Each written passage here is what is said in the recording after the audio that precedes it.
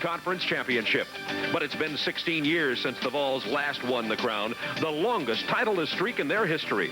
The last time was 1969. That team, a long shot, claimed the title in the final game of the season against Vanderbilt, a going-away gift for departing coach Doug Dickey. And now, 16 years later, it's Darrell Dickey, the son of the former coach, pulling the trigger on Tennessee's potent passing offense and hoping to lead the Vols toward the Sugar Bowl. And once again, Vanderbilt is the final obstacle. The young Commodores, led by freshman quarterback John Gromos, surprised Kentucky just 3 weeks ago, 31-24. Both teams will be sky high for this one as a sugary showdown awaits. Vanderbilt versus Tennessee. At our studios in Atlanta.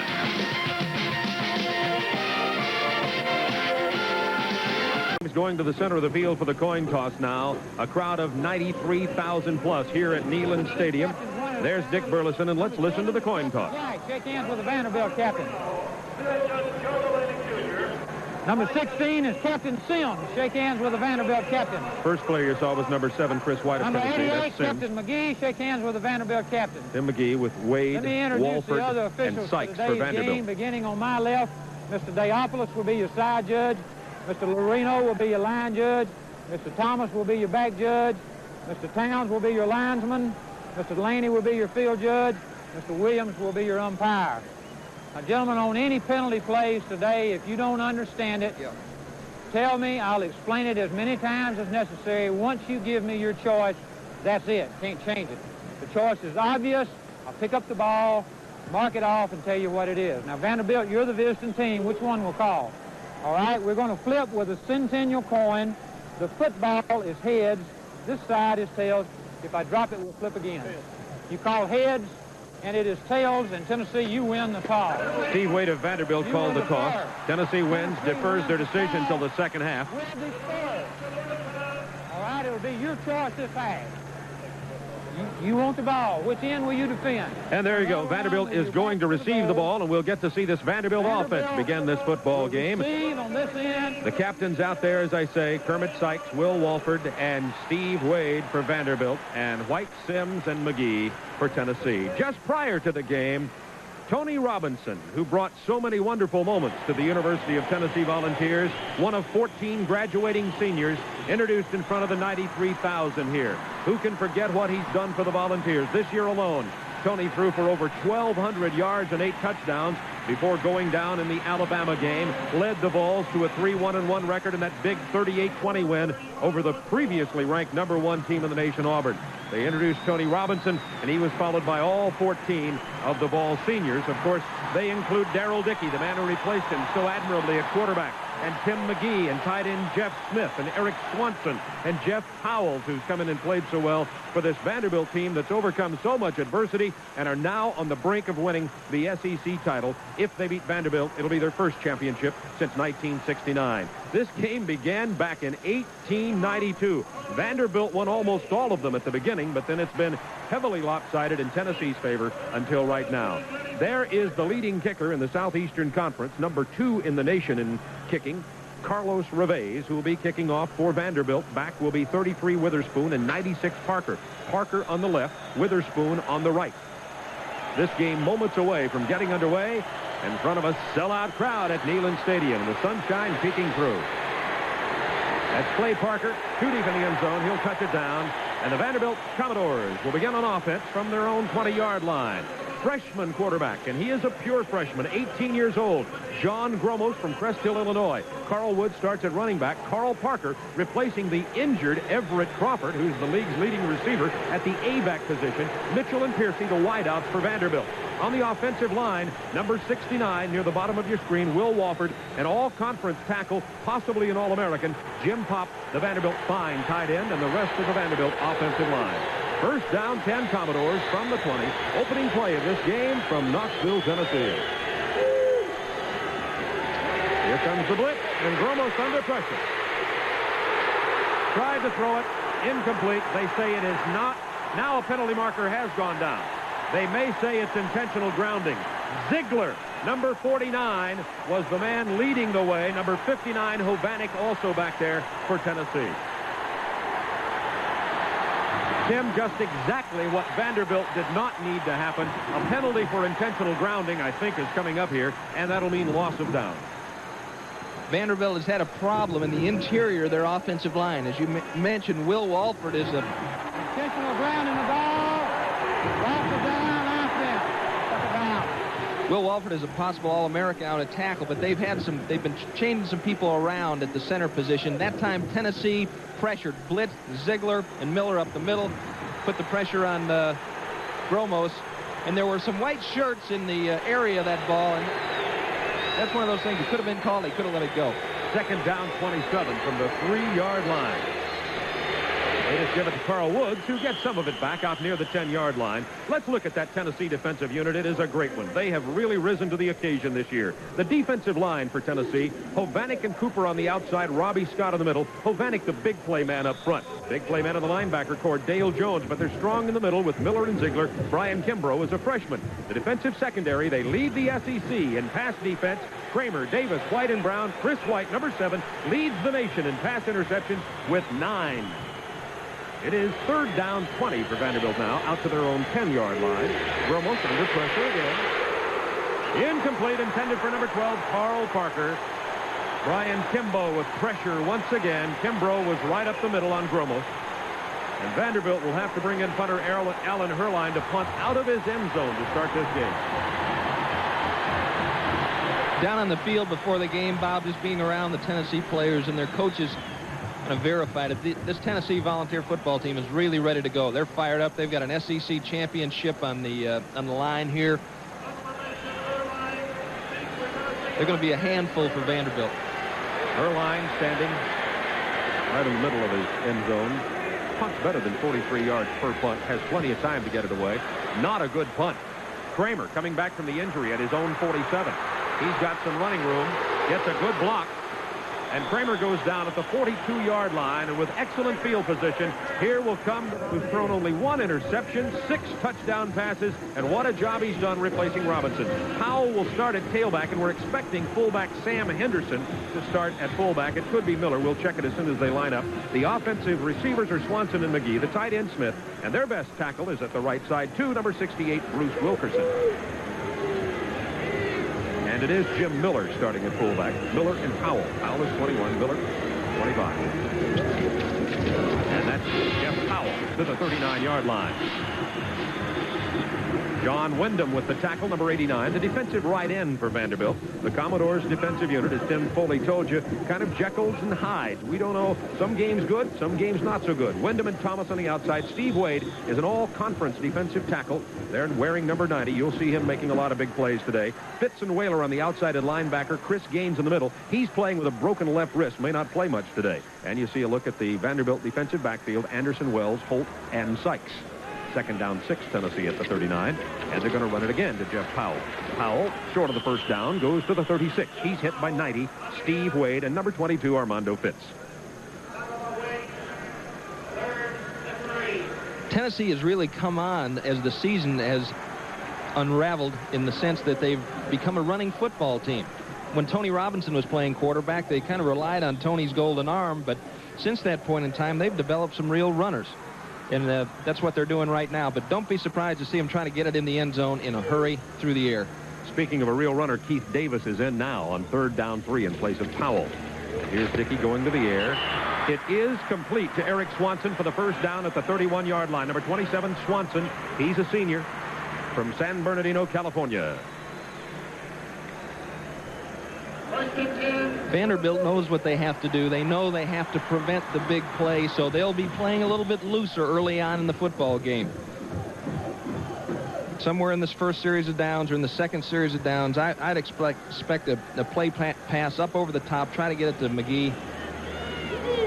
This will be first and 10 at the 31-yard line of Vanderbilt. Vanderbilt with a intentional grounding call and loss of down on their first play from line of scrimmage to put Tennessee in this good field position. There goes Miller. He gets to the 26-yard line.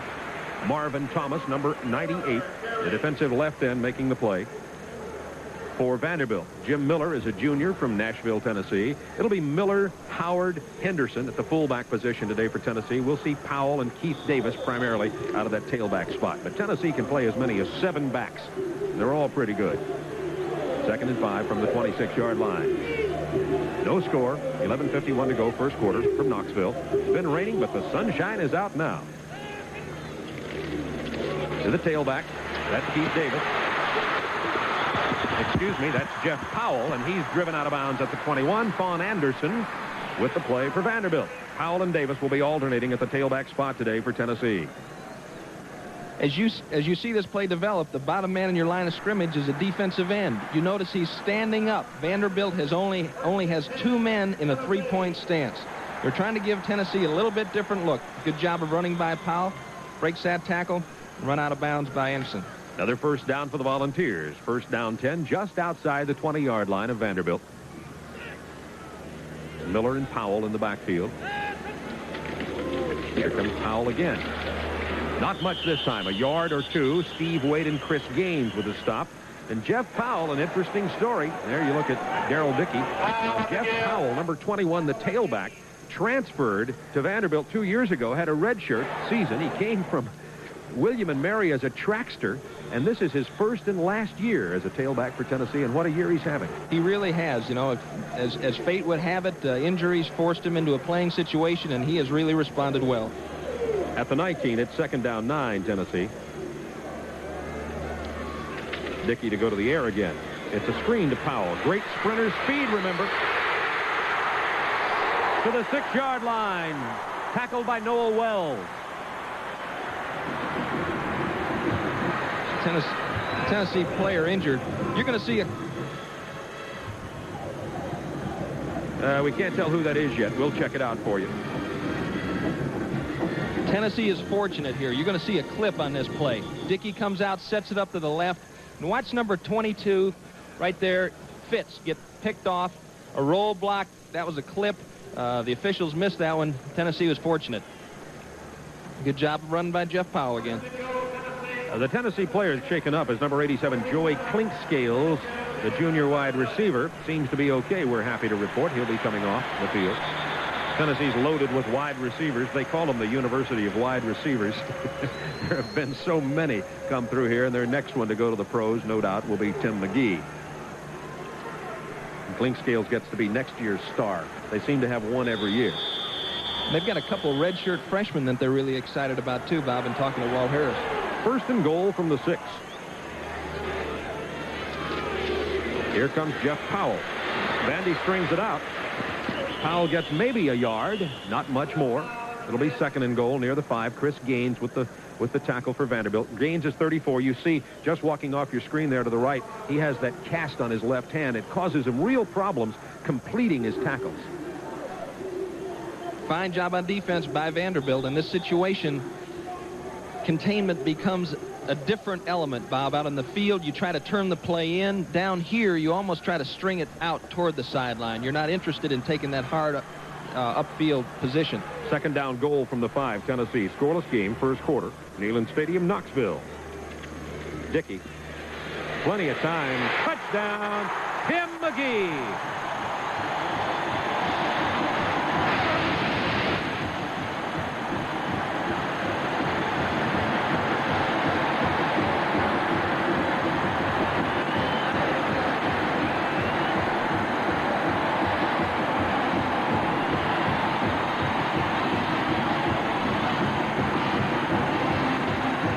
Tim McGee working one-on-one on Kermit Sykes. Probably the hardest player to stop down in this area of the field if you're going to cover him one-on-one is the slot receiver. McGee just worked him to the inside, then broke it back to the outside, and Dickey put it on the button. Point after by Reveiz is good. And as you saw on our graphic, Tim McGee just broke the Tennessee all-time career reception record that had been held by Larry Sievers. This is Super Football Saturday on Turner Network Television. Let's look at the scoring play. At 1 o'clock in your picture, you see number 32, Noah Wells. Dickey looks at him. He knows that now that they're man-to-man on the left side of your screen. So they call the play, snap the ball. He knows McGee's working one-on-one on Sykes. McGee leans him to the inside, then breaks to the outside. A tough play to make defensively when the ball's thrown well like that. And Tim McGee tied the all-time Tennessee receiving record of 117, held jointly now by McGee and Sievers. His next reception will break the all-time career reception. He already holds the record for touchdowns and holds the record for yardage. And this one's down to the end zone again, and Vanderbilt will come out after Tennessee drove 9 plays, 43 yards in nearly 4 minutes. And that was capped by a 5-yard touchdown pass. Joey Clinkscales, the Tennessee wide receiver, 87, who went off the field, injured his shoulder, but we understand Clinkscales will probably come back in the game. First down 10, Vanderbilt from their own 20-yard line. Trailing 7-0 now. This is Carl Woods. Lot of room. He's got speed. He may be gone. Who can catch him? Sims catches him at the 16-yard line. Make it 86. Terry McDaniel.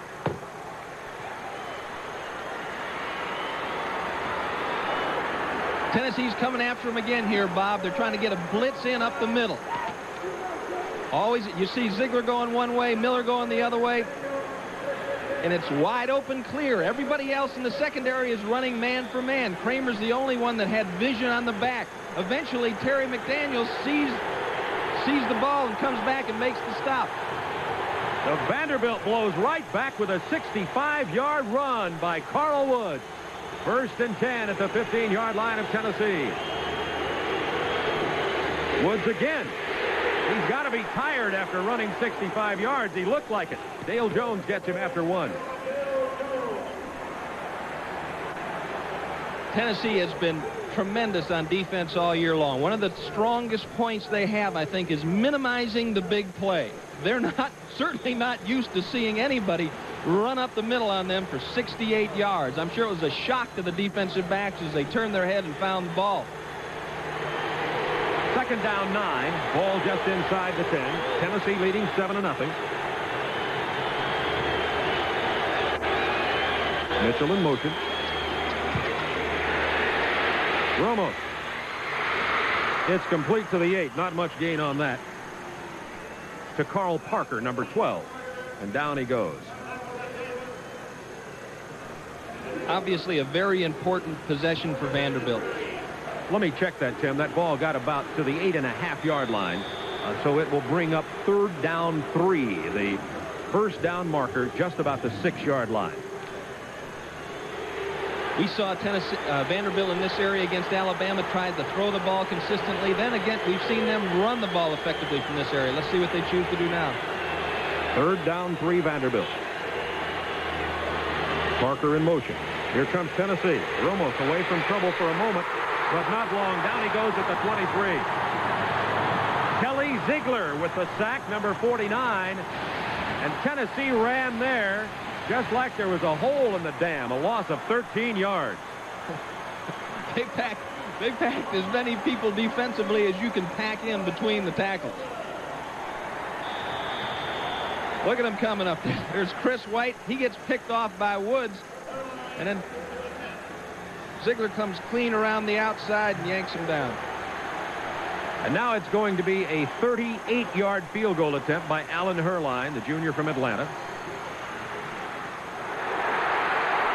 And nothing's going right for Vanderbilt.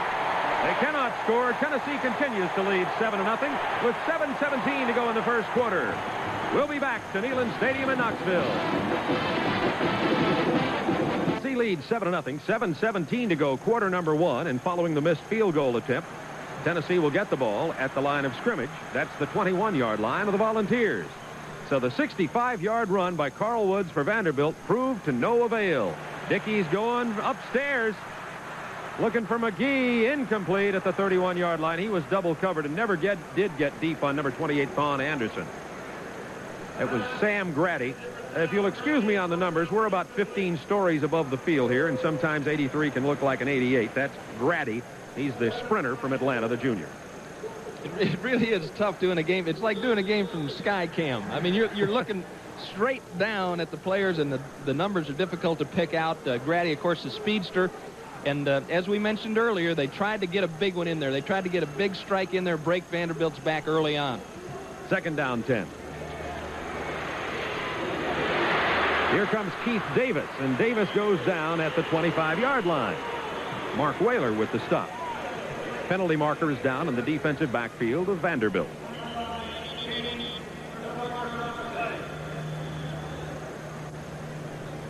And it's interesting, they inserted Grady at that point in time in the game to try to get it in over at the top, Bob. I think that goes along with what we felt about Timmy McGee. He's an excellent receiver, but not really as much a deep threat as, say, Galt and Hancock have been, or Stanley Morgan in the past.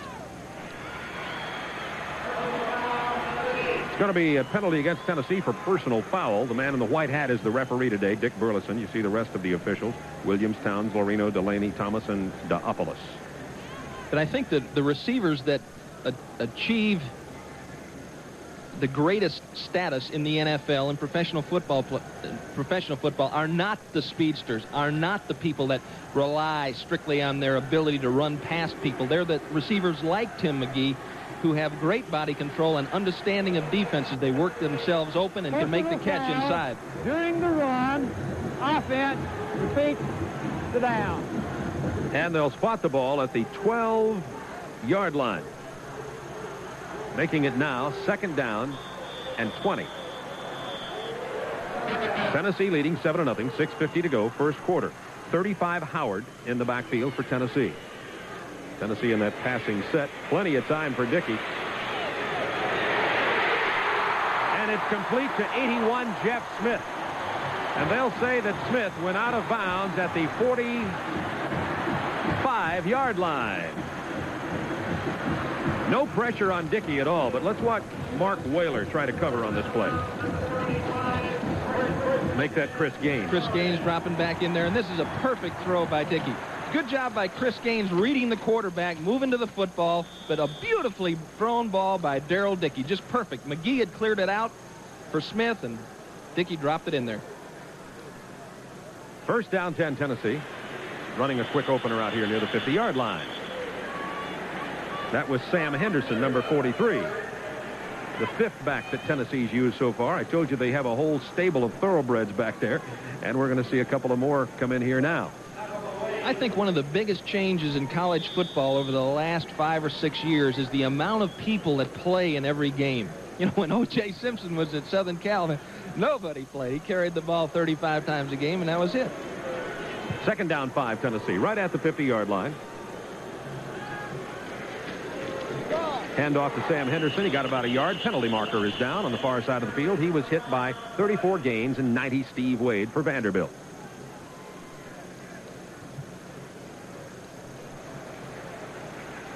You know, in talking about that against Vanderbilt, Tennessee does the same thing on defense. They'll play 7 or 8 defensive backs. And Mike Archer at LSU does the same thing. They play up to 10 defensive backs in a game. Whereas in the past, if you were a starter, you played the whole way until the game was put away. Then they came with the second team. But they're involving more young people in every game. I think what they're doing is developing more depth, and they're keeping the attention of the players. They're keeping them happy. Since they're not starting, they still get them enough playing time so they're not despondent and leave and go someplace else. Defense, repeat 2nd down. And it's almost enough for the first down, but not quite. They move it just inside, just outside the 45-yard line. And that will bring up 2nd down and just inches for Tennessee with double tight ends, 81 Smith, 89 Hendricks. McGee the only receiver. Single setback, Sam Henderson. And he gets the ball and the first down easily to the 41-yard line. Tennessee keeps their drive alive. They started at the 21-yard line. Tennessee driving for the Sugar Bowl. A victory today takes them to New Orleans on New Year's Day. Yeah, big Sam Henderson. When I see Sam Henderson, I think of the big running backs. And whenever you think of big running backs, you think about weight control, because they all have a problem with that. I saw an article in the paper the other day on William Perry. He weighs in twice a week, and it's in his contract if he weighs under 310 pounds, he gets $1,000 per weigh. Good, that's more than I used to make. That's the famous Bob Horner clause. I think Bob broke the way in Major League Sports for that clause with the Atlanta Braves. First down 10. Tennessee at the 41.5-yard line of Vanderbilt. Volunteers lead 7-0. 5:20 to go, quarter number 1. Dickey, no pressure. McGee at the 32-yard line, close to the first down. Chris Gaines with a tackle. Tim, there's absolutely no pressure on Darrell Dickey at all. Guess they're dropping into coverage as we take a look at the secondary of Vanderbilt. Noel Wells Good read. You see Armando Fitz locates the receiver, moves to it, but Dickey is just putting it right in the perfect spot. I think I underestimated his ability, his talent level when he first started to play, Bob. He is being just as effective as if Tony Robinson were in the game. And I think that they've got their offense geared back up to that level again. At first, I think they restricted his activity, gave him a few less choices.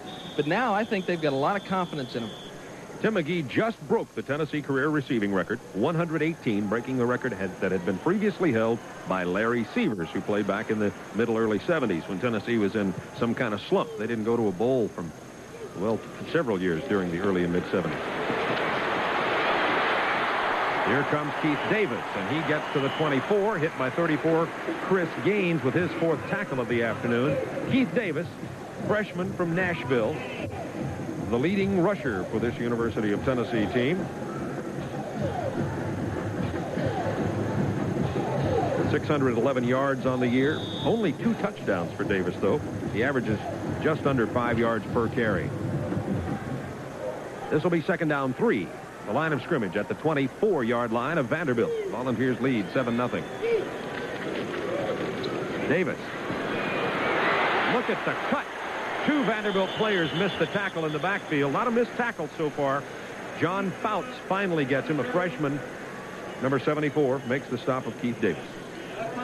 You mentioned Jeff Powell having his one and only year this year, running with the football, and how good he looked.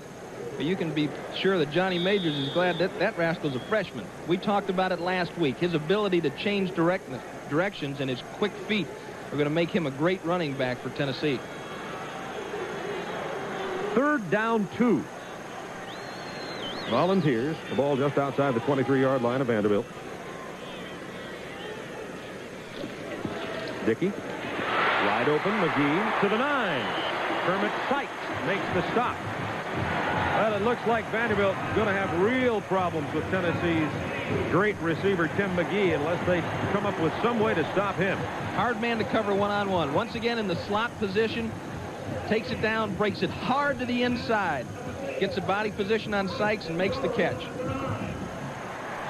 Tough pattern to stop. That little quicken. If you don't have any underneath support, any help to the inside, Kermit Sykes is on an island. 1st and goal at the 9. Volunteers. Henderson, Davis in the backfield. Here comes Keith Davis right up the middle. Power runner to the 6-yard line. Hit there by 34 gains and 89. John Wyndham.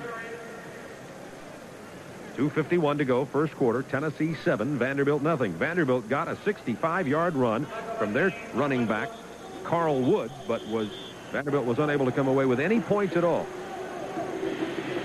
Chris Gaines a little slow to get up for Vanderbilt. He's been injured this year. Had broken left wrist, a cast on his wrist now. Had an ankle problem in the spring, too. Illness in the middle of the season. Bronchitis, a bronchial illness.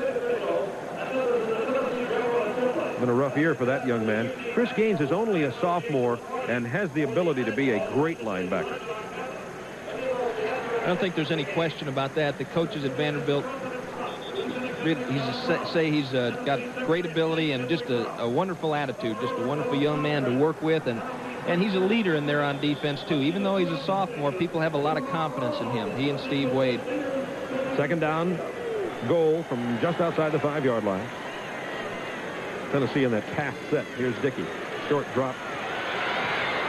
And it hits Kermit Sykes in the back.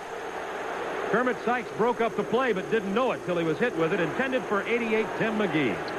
Once again, Timmy McGee working one-on-one against Kermit Sykes as he tries to politic there with the referee. Watch this now. Good job by Sykes. Sets himself, takes away the inside, jams with his hands. Now he's got a trail.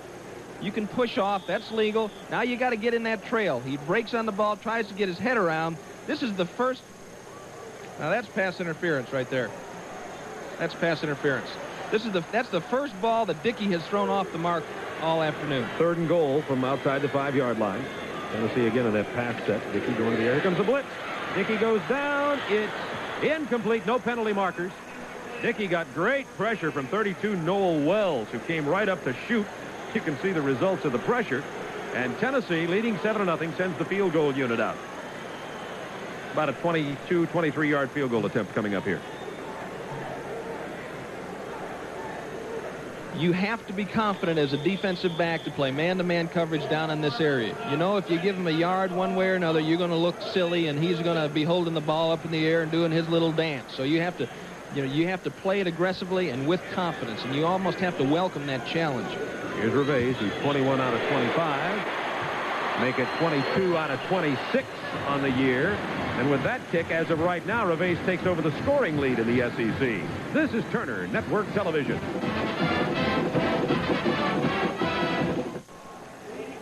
So Carlos Revés will kick off now after hitting his 22nd field goal of the year. The brother of Fuad Revés, who graduated last year and is now kicking for the Miami Dolphins. And Carlos has become really the leading kicker in the Southeastern Conference this year. Parker and Witherspoon deep for Vanderbilt, trailing 10-0 now. 2:18 to go, first quarter. Play Parker. He won't return this one. So Vanderbilt will get their third opportunity with the football in this first quarter. The first time they had the football, they were called for intentional grounding. That man 15, John Gromos was, and Vanderbilt never got out of the hole. Tennessee drove down for a touchdown. Second drive, Vanderbilt got a 65-yard run from the line of scrimmage from Carl Woods. He was caught from behind by Terry McDaniel. Then Vanderbilt, after a sack, was driven back and knocked out of field goal range. Herline missed on a field goal attempt, and thus we've got our 10-0 score. Tennessee, Bob, has 5 defensive backs in the game on first down. From the 20-yard line, Vanderbilt ball. A-back, Carl Parker in motion. Gromos completes it to Parker. Gain of about 5 or 6 yards on the play out to the 26-yard line. Parker playing in place of the injured Everett Crawford, the leading receiver in the SEC, but Carl Parker, a converted wide receiver, is a good receiver also. Parker come in motion. This is helping Gromos get a read. Is it man-to-man? Is it zone? Parker working his way upfield, trying to find the open area. Curls towards Ziegler, turns his back to him to try to protect the ball. Gromos lays it in there on time. Second down for Vanderbilt from the 26-yard line. Carl Woods. Close to the first down. I believe he's just shy of the 30 and the first down. I want to tell you, Knoxville has gone crazy this year over the Volunteers. I mean, this is the biggest thing to hit Knoxville since 1969, maybe with the exception of the World's Fair. I drove over from Nashville yesterday morning, and it was like an orange river coming over here. I just saw all these yellow flags flapping out. Orange flags flapping out the windows. We have freshman Eric Longfellow, 45, in at the A-back position. It is third down 1, Vanderbilt. Carl Woods gets the first down to the 31 or 2-yard line over the right side. A penalty marker is down in the Tennessee backfield. George McIntyre. George has grown a few hairs since he's been at Vanderbilt. SEC Coach of the Year back in '82. In that year, Vanderbilt defeated Tennessee in Nashville. As a matter of fact, the quarterback of that team, Whit Taylor, is on the sidelines. Has been an assistant coach all year long for Vanderbilt. He's got a white cap on the sidelines. He threw for almost 400 yards in that game. Dick Burleson talking to the officials. Apparently some confusion among the officials there as to just what the penalty marker was. Often when it's thrown in the defensive backfield, it's a delay of game call. But if it's a delay of game, they've got to stop the play.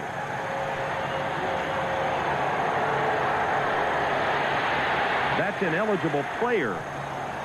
Maybe they had 12 players on the field. The call is against Tennessee.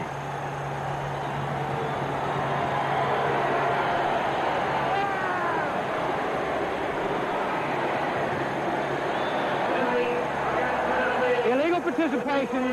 Too many players on the field participating. Defense, push down. That's the call, and it goes out to the 47-yard line. Vanderbilt ball, first down 10, 55, 54, 53, and counting in the first quarter. Tennessee 10, Vanderbilt nothing, but the best field position of the day, except for the 65-yard run for the Commodores. Carl Woods inside the 50, penetrating Tennessee territory. Woods had a 65-yarder on the second possession, but Vanderbilt was unable to capitalize on it. No points at all. Woods has 76 yards on the day now. Going without a huddle, Bob. Second down 7 from the just inside the 50. Romo completes it for the first down, I believe, to number 12, Carl Parker. One of the reasons a team will go without a huddle, obviously, it confuses the defense a bit, but Tennessee substitutes a lot, moves a lot of people in and out, and it keeps them from doing that. Keeps them from getting those 6 defensive backs into the football game in a possession situation. I doubt we'll get another play underway in this quarter. 9 seconds and counting in the first quarter. For our stations along the line, we've missed commercial position 6. Our next commercial will be position 7. We'll make up the missed break in the next quarter, which will come up after this timeout.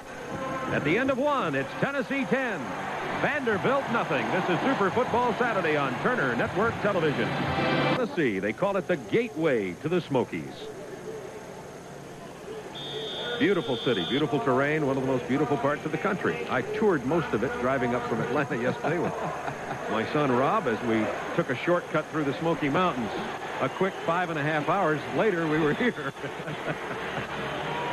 First down 10, Vanderbilt. That's the 42. Romo has a man open. It's picked off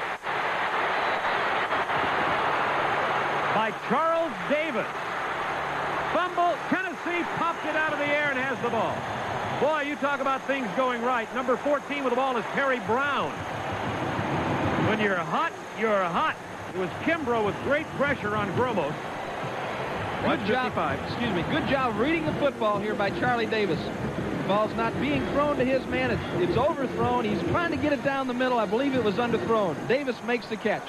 And now here he goes upfield. Charlie Davis, kind of the quarterback of that defensive secondary for Tennessee. How the ball gets popped out. He's been watching Chris White carry the football, but Tennessee comes up with it. Hildred, I know you like that.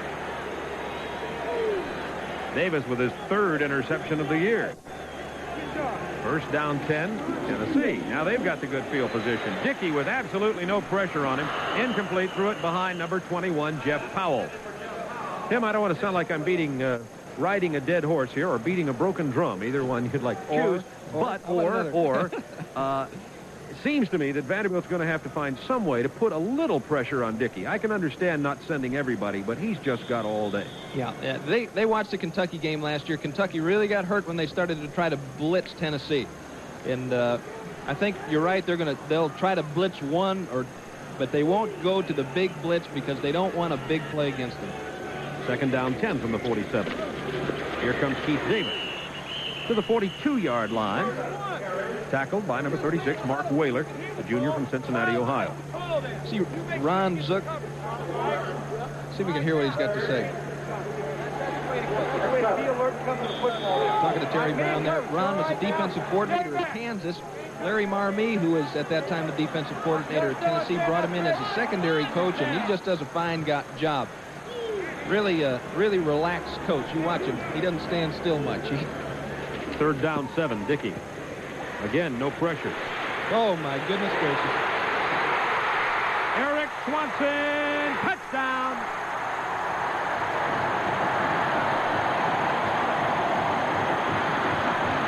A 43-yard touchdown pass.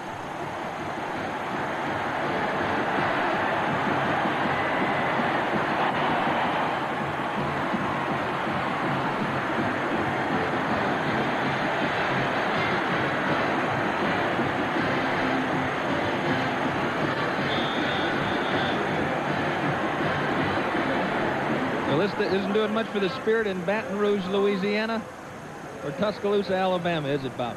Tennessee wins today. Neither LSU nor Alabama, no matter what happens, could go to the Sugar Bowl.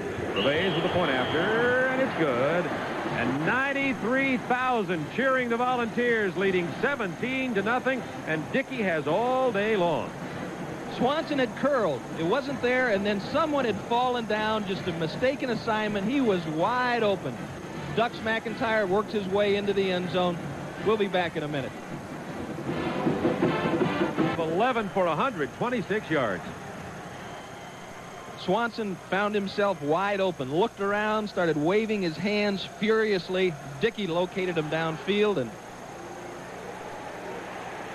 there's what happens to Tim McGee almost every play, but Vanderbilt's loaded. with receivers. So if they can't get McGee, they can get somebody else. That's 96 Clay Parker running out of bounds on the kickoff return. Watch McGee here. Runs a curl. Stumbles forward from a defensive standpoint. That's another touchdown. Yeah. They just don't count 6 for that. That's right. Or a fall down or a knockdown. Now, Tennessee, when we talk about being loaded with receivers, we're not kidding. They got a lot of them. 13:51 to go first half. Tennessee 17, Vanderbilt nothing. The route may be on. It'll depend on this drive of Vanderbilt for sure. Carl Wood doing a good job running the ball. He's playing hurt too. Injured his shoulder last week, scoring a touchdown against Virginia Tech, actually 2 weeks ago. Woods gets out to the 29-yard line, and already in this ball game, Carl Woods with 7 carries and 88 yards. There's young Darrell Dickey. Yeah, hello, New Orleans. Yeah. I'll take a room for one, please. He's talking to Walt Harris upstairs in that phone, who is the offensive coordinator. Just a fine young teacher, fine young football coach. Second down, 4 from the 29-yard line. Gromos, and he's got time this time. Throws right into the coverage, but a penalty marker goes down, as does Carl Parker. Coming over the back was 39 Tim Welch, who is in there as a nickel back for Tennessee on the play. That's one of those situations where you're in the right spot as a defensive player and the ball's coming. You don't have enough time to work yourself around in front. And it takes a lot of patience to sit there and wait for the ball to get to the receiver and then try to knock it out. There's the call. 15-yard penalty. First down, Vanderbilt. A dangerous throw by Gromos. Lays it out there in the flat. You're going to see the receiver. It's pretty well covered. Defense, automatic first down. It was a good call by the official. Welsh made contact before the ball had arrived. Spot the ball at the 33.5-yard line. Vanderbilt ball. Trailing 17-0. 13 minutes to go first half. Eric Longfellow, 45, in at the A-back position now, freshman for Vanderbilt. Carl Woods with the ball. Nowhere to run. 36-yard line, and down he goes. Lavoisier Fisher from Nashville, number 40, making the stop for Tennessee. As you look at the sideline of the Volunteers. And some scores. Florida leading Florida State 14-0 in the first period. That's at Gainesville. Neil Anderson scored twice. 2 touchdown runs by Neil Anderson. Playoffs there. Georgia Southern out in front. Georgia Tech playing tonight at 8:15 in Atlanta, Georgia. Some of you folks on TNT will have an opportunity to see that game tonight with Lindsey Nelson and Paul Horner. Second down, 8, Vanderbilt from the 36. Here comes the Tennessee blitz again. Gromos completes it to Parker, but Parker does not get to the first down. He falls down out of bounds at the 42-yard line. So it'll bring up a third down and a long one. And that man, John Gromos, brought in after Mark Ratcher, the junior starting quarterback, was injured, and he's been under pressure all year. He has, and he has stood up under the pressure well. We saw him early on in the season against Alabama, and he looked like any young man just out of high school would look, but totally different air about him now as he plays and directs this team. 3rd and 1 from the 42. Gromos is going to throw on 3rd and 1. It's complete for the first down, but just barely. Goes to Parker for about 3 or 4 yards. Number 12, Carl Parker. First down, Vanderbilt. And Gromos now getting some statistics passing the ball. 5 out of 7 for 30 yards. He's already thrown 1 interception. 5 of those, all 5 catches have been to Parker. Parker, as you mentioned, is in there as a substitute, playing for Everett Crawford, and he's got the great hands. Probably not as good a runner as Everett Crawford, and against Tennessee, you want to be able to run the ball a little bit. 1st and 10 at the 46-yard line of Vanderbilt, trailing 17-0. Parker in motion. Here comes Carl Wood. Gets another good block, and he got outside again. He fumbled the ball. It's Tennessee's ball at the 40-yard line. 2 Vanderbilt turnovers. Dale Jones is the man with the ball. He's been the big play guy all year long. Woods got 14 yards on the carry. Looked like it was raked out of there, Tim. Let's see it as we look at it again. As we've said before, this is something that Ken Donahue and the Tennessee defensive coaches talk a lot about, turnovers. Charlie Davis coming up, grabbing a hold. Just fell out. It looked like it just fell out. Now, let's give him the benefit of the doubt and say Davis popped it out, but it didn't look like it. Well, then that's enough. Okay. At the 40-yard line, first down 10, Tennessee. Tennessee doesn't need any breaks here today. They're making their own. Out to the 43-yard line goes 35, William Howard at fullback. We talked going into the game, and as we prepared for this, Tim, about the importance of the turnovers. Tennessee leads the nation in giveaway takeaways. Coming into this game, plus 19, meaning they've taken the ball 19 more times going into the game than they had given it away, now up to 21. And as you see, Vanderbilt last in the league with a negative 10. And the year that Vanderbilt went to the Hall of Fame Bowl back in '82, Vanderbilt was plus 19. It is a significant statistic, winning and losing. Second down 7. Jeff Powell short of the 45-yard line. Mark Whaler with the stop, and we're going to pause 5 seconds for station identification.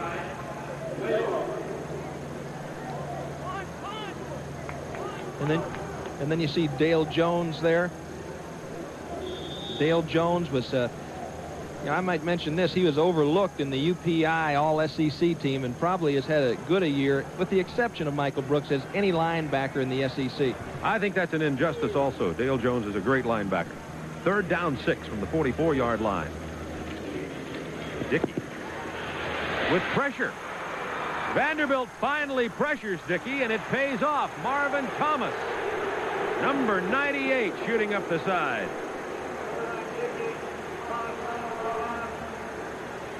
And this is just a fine job of coverage by the Vanderbilt secondary. Dickey looking, no one there. Thomas comes around, up the gut. Steve Wade around the outside and throw him to the ground. Good decision by Dickey. Nothing open. Decided to eat the ball. And Tennessee is going to have to punt the ball, and their regular punter, Bob Garman, the sophomore from Birmingham, will punt. He has a sore hamstring. Let's see how effective he can be. Mike McIntyre is the punt returner for Vanderbilt. He averages only 1.9 yards per punt return. Usually lets it bounce. I think he's going to do it that way again. And Garman gets a great roll, and it goes dead just inside the 20. So Bob Garman, sore leg and all, gets away a fine punt for Tennessee. That may as well go well for Tennessee, too. Everything else is. This is Turner Network Television. In the decade of the 80s, 32 SEC teams have been invited to compete in postseason bowl games, including 5 this year: Alabama, Auburn, Georgia, LSU, and Tennessee. All 10 teams have made postseason appearances in the 80s, and in the history of postseason bowls, 5 SEC schools rank in the top 12 in total bowl appearances. Another indication of the strength of Southeastern Conference football. Tennessee, Vanderbilt, first down 10 at the 19-yard line. That was a 46-yard punt by Garman. Carl Woods hemmed in the backfield. He's going to lose yardage. Darren Miller, 45, 39. Tim Welch is back there. Dale Jones, of course, the leader on that Tennessee defensive unit. Let's watch him in action. Number 54 for the Volunteers. He is at the center of the storm. Look at him. He's blitzing inside. Hovanek scraping to the outside. Jones causes pressure in there, disrupts the timing of the play, forces Woods outside, and then came that famous Tennessee pursuit. Second down, 11. Tennessee 17, Vanderbilt nothing. 8:55 to go in the first half, and down goes Woods again. Darren Miller, number 45. Tennessee dominating in every phase of the game here in the first half. Tried to run a draw, just didn't have time to develop. Often, if you sense a blitz up the middle, a team will check to a trap up the middle to see if they can catch a quick seam and do what Vanderbilt did in their second possession, get a 68-yard run. That's often a play that you want to try to get to. Now Tennessee has 6 defensive backs in the game. On a third down, 16, Vanderbilt. They're in trouble at their own 13-yard line. Tennessee rushing 3 men. Ramos going upstairs. A great catch, but it'll be ruled incomplete by Carl Parker. Leaping body parallel to the turf, but out of bounds. It's a great athletic catch. What's this? Beautiful catch. Great concentration. But Parker would have had to be 10 feet tall to get his feet down in bounds. Alan Herline will come in to punt the ball away for Vanderbilt. Kramer goes back, and Tennessee is going to have, unless something crazy happens, is going to have very excellent field position once again. Well, against Mississippi, we saw Tennessee block a punt. Let's see if they pressure here or they try to get a good return with Kramer. They've got 10 men at the line. Chris White blocked that punt against Ole Miss. Herline gets it away. Pretty good punt, too. Driving Kramer back to his own 38-yard line. Is there good coverage? Yes, an excellent open field tackle at the 41-yard line by number 35, Mac McCarroll, a backup linebacker. 7:50 remaining in the first half. Tennessee 17, Vanderbilt nothing. Tennessee's great linebacker. Both Tim and I believe he's all conference. And he's certainly played All-American in the games we've seen. There have been some great linebackers and defensive players here. Doug Adkins, a defensive lineman, of course, in the College Football Hall of Fame just this year, and great years with the Monsters of the Midway in Chicago. And Jack Reynolds, Hacksaw Reynolds, played on that 69 Tennessee team that last won the SEC title. I think Steve Kiner was on that team, too. First down 10, Tennessee. Ball at the 43-yard line. Dickey just overthrew McGee, had a nice screen set up on the near side, and McGee just couldn't get a hold of it. There's Kramer offering some advice to the coach. And the coach says, I'll offer the advice, young man. You listen. And here's how it looks. And you do that upfield. And I meant to. He said, I meant to. And he just loves to coach. And he's one of those fellas that can't sit still before the game. He's walking all over the place. And reminds me a lot of a fellow that used to be here as a defensive backfield coach, George Katavlis. From the 43, second down 10, Tennessee. Here comes a blitz by Vanderbilt. Dickey in trouble. He just screens it over to the left side, though. Keith Davis, good coverage by Vanderbilt. And Davis is going to lose yardage. Kermit Sykes will get credit for the tackle. Excellent pressure up the middle by Vanderbilt on Dickey. Dickey threw the screen to the left side, but Vanderbilt was still there. And it got Smokey, the blue tick hound, just ecstatic with joy. He's got to calm down. His heart can't take it. Right, he's got to learn how to disguise his emotion. He's doing it now. That's it. Good job, Smokey. I needed him when I was lost in the Smoky Mountains yesterday. Where were you when I needed you? Third down 13 at the 40, Tennessee now. Dickey. Again, plenty of time. Again, wide open is McGee to the 31-yard line. Thon Anderson with the tackle. Oh, McGee, what a day he's having. A 29-yard reception this time. They're running with a man-to-man underneath.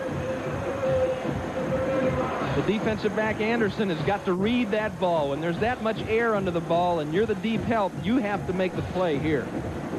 And that time he played the receiver more than he did the ball, and as a result, McGee made the catch. Tennessee first and 10 at the 31-yard line of Vanderbilt. Dickey play fake. Again, all day to throw.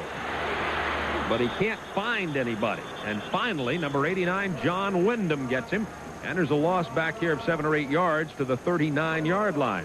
Dickey had a good 5 or 6 seconds to throw the ball. But if you can't get it away in 4 or 5, you're going to be in trouble.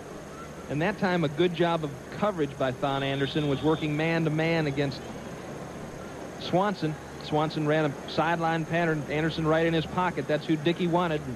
Vanderbilt pressure got there before he had time to get to that secondary receiver. Second time Dickey's gone down today. Second down 17 from the 38-yard line. Tennessee 17, Vanderbilt nothing.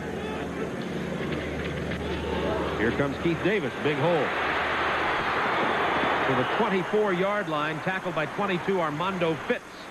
Tennessee needs to go to the 21 for the first down. That was a 14-yard gain. You know why he's going to be a great back, Bob? Because he's able to change directions without significantly slowing his speed. You know, keeping that progress. Watch him run here. Keeping that progress toward the goal line while he's changing directions. And look at his balance. Good movement. Still running. Still working. Good job by Keith Davis. Classic size, too. 6 feet, 190. Third down 3, Tennessee.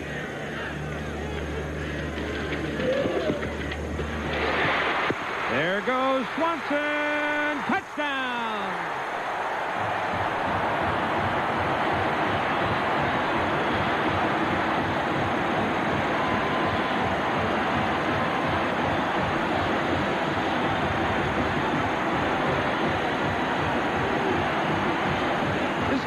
individual effort by Eric Swanson. Holt right there with him. He makes the catch. Holt trying to find the handle on him, can't do it. Swanson breaks loose and strides into the end zone. That may be the best stride into the end zone we've seen all year. He's from a Tennessee walking receiver. Right. Here's Revés with a point after. The route is on. Tennessee 24.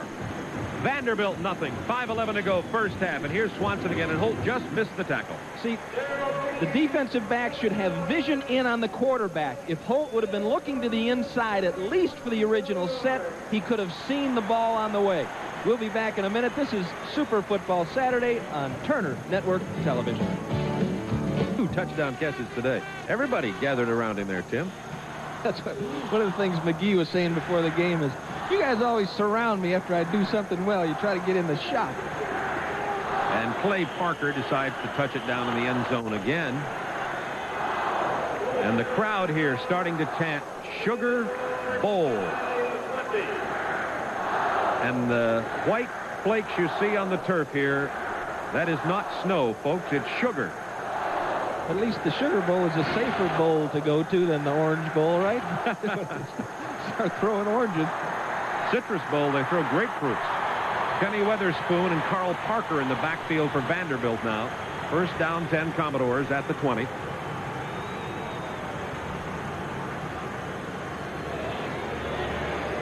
Ramos. Oh, my. Hovanek with the sack. This is like watching a car wreck. It's not much fun.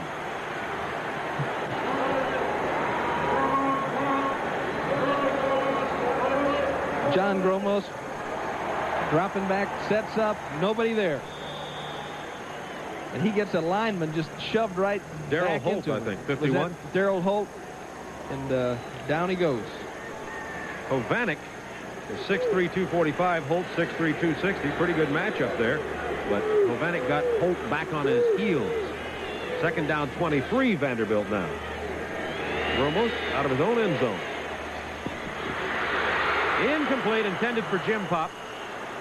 And way downfield, wide open, I think was Tony Piercy, but Ramos didn't see him, and Pop dropped the ball. We've seen him drop several this year. He was disappointed that he did not make the UPI All-Conference team as a tight end, but frankly, I'm not sure he's had an all-conference season, Jim. As a matter of fact, they didn't even put a tight end on the UPI team. As 2 quarterbacks and 3 running backs and no tight end. Well, Shula could play tight end. Mike Shula and Kerwin Bell were both named quarterbacks on the UPI All-Southeastern Conference team. Wide receivers were Tim McGee here of Tennessee and Al Bell of Alabama.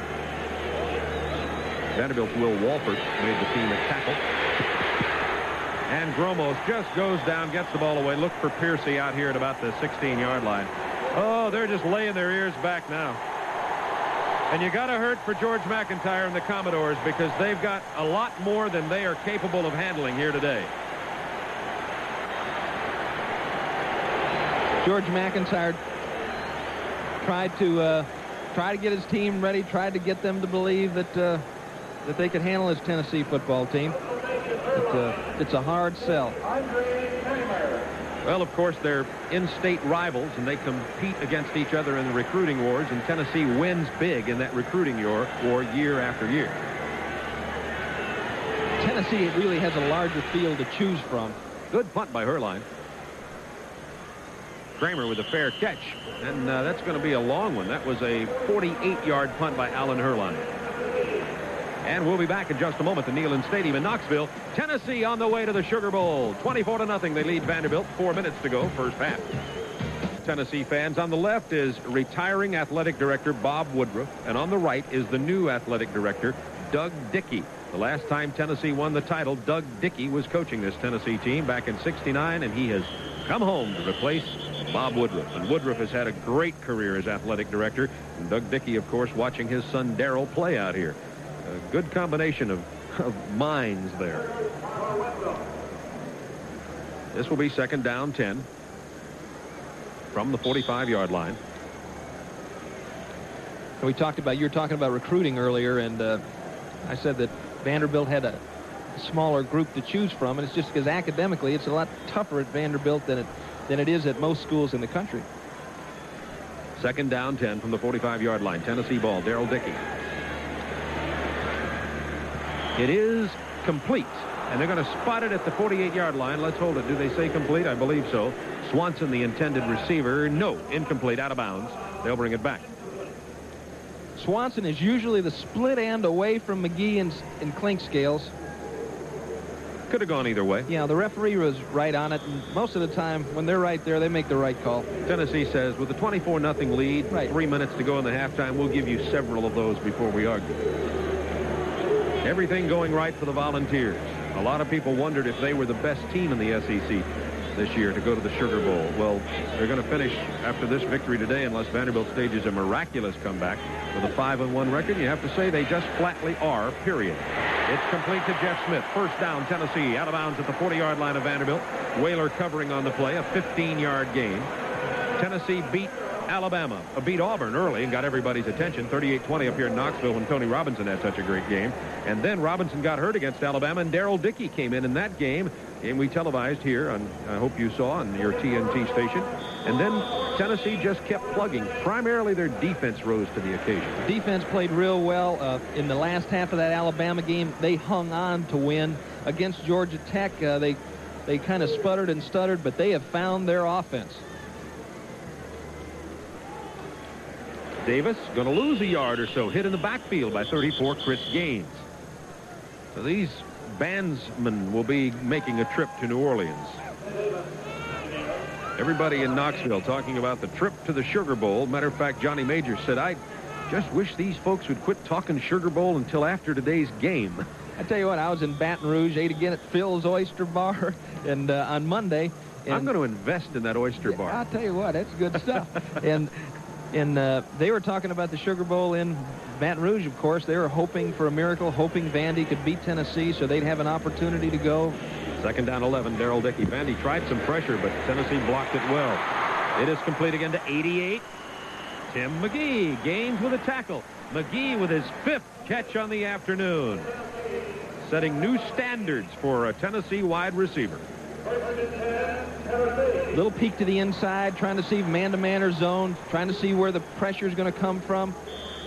Dickey delivers the ball on time. Vanderbilt playing a zone defense. See, you're in a tough situation. You know you have to blitz to get pressure, but then you're not really confident that your people can cover their receivers man-to-man. So, you know, it's almost a losing situation, whichever card you play.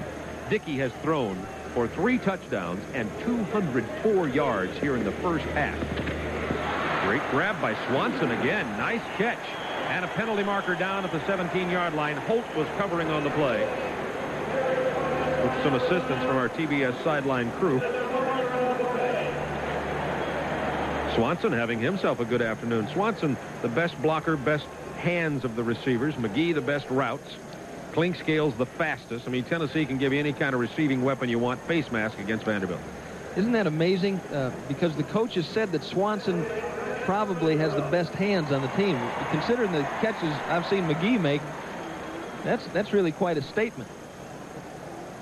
There's the mark off against Vanderbilt, and they spot it to the 13-yard line. We're very proud to be the home of the Goodwill Games in 1986. We hope you'll be joining us for our coverage of those games, July 5th through the 20th. Our coordinating producer, Ken Fouts, is with us here today in Knoxville. Preparations underway. 18 sports. At least 40 nations will be participating. It'll be my pleasure to host those games from Moscow next summer. It's an experience I'm looking forward to, and we certainly hope you'll join us in our coverage of the 1986 Goodwill Games. First down, 10, Tennessee from the 13, and Dickey calls timeout with 1:58 to go in the first half of play. Later this afternoon, Auburn and Alabama play in their annual rivalry in Birmingham, Alabama, but that game won't mean much.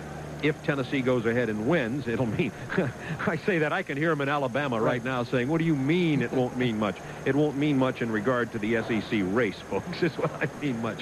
Halftime, Pride of the Southland Band from Tennessee. An interview with Paul on my way to the Hall of Fame, Horning. He'll be inducted next Tuesday night, and Tim and I will be there and be proud to join Paul Horning as he's inducted into the College Football Hall of Fame.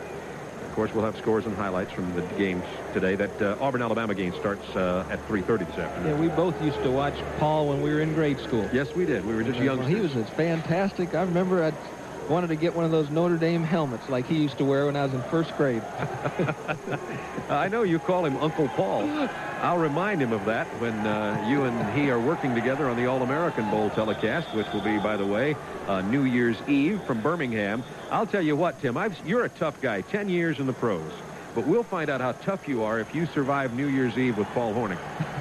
Well, I'm going to have my wife with me as protection. That's smart. You were always smart. That's how you lasted. 1st and 10 from the 13, Tennessee. That's a good idea. Darrell Dickey, plenty of time again. Can't find anybody. Short hops it, incomplete. Intended for Jeff Powell. Clock down to 1:51. By the way, speaking of that All-American Bowl, that'll be Georgia Tech. Tech will be playing. You can watch that game tonight on many of these TNT stations. We'll be playing Georgia tonight in Atlanta. Tech 7-2-1 on the season, had an outstanding year, ranked 4th in the nation defensively with that Black Watch defense, and they'll get a chance to see if they can stop the nation's best rusher, Lorenzo White of Michigan State. Lorenzo White.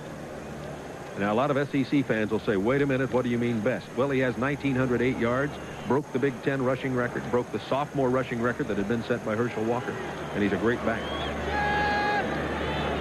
2nd down 10 from the 13. Jeff Powell, only a yard or so. Vanderbilt toughening up here on this stand as we're down to a 1:43 remaining in the first half. Florida still leading Florida State 14-0.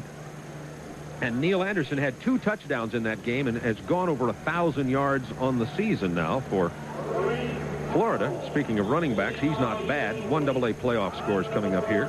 Georgia Southern leading Jackson State. Irk Russell, former Georgia defensive coordinator there at Georgia Southern. And his son coaches for Vanderbilt. Rusty, as a matter of fact. 3rd down, 8 from the 11-yard line. Tennessee. Darrell Dickey screens it out here to Davis. Davis, very little gain, if any. Jeff Holt with the stop.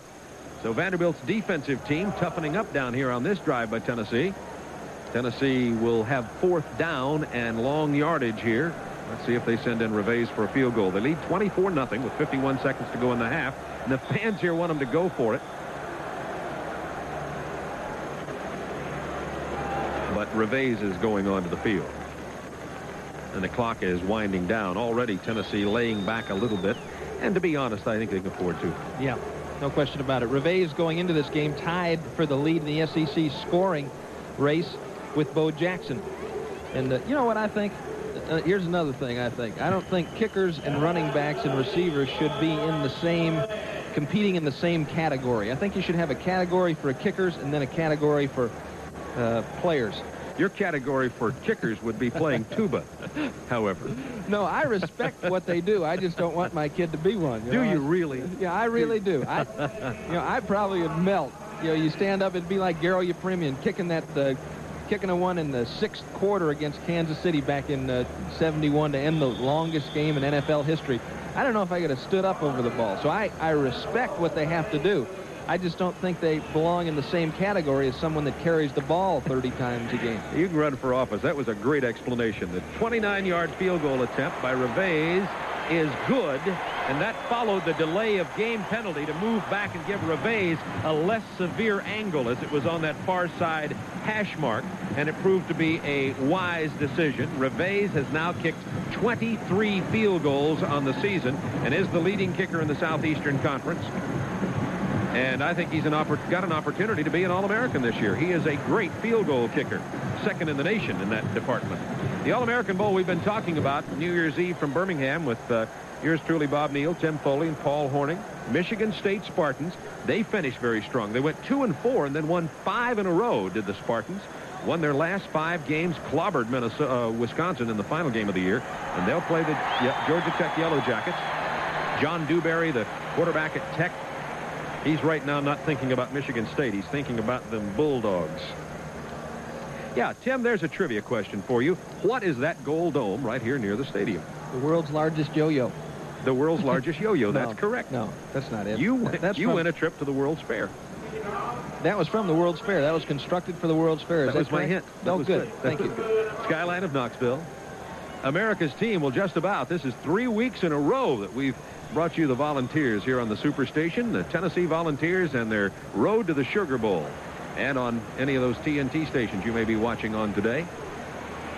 Vanderbilt with the squib kickoff and out to the 22-yard line, and that's better than they've done previously. Clay Parker with the ball. Only 10 seconds to go in the first half, and it is Tennessee 27, Vanderbilt nothing. Now, I don't know if they were trying to do what they did, but they did something that George Allen used to do back with the Los Angeles Rams. They had a kicker that would actually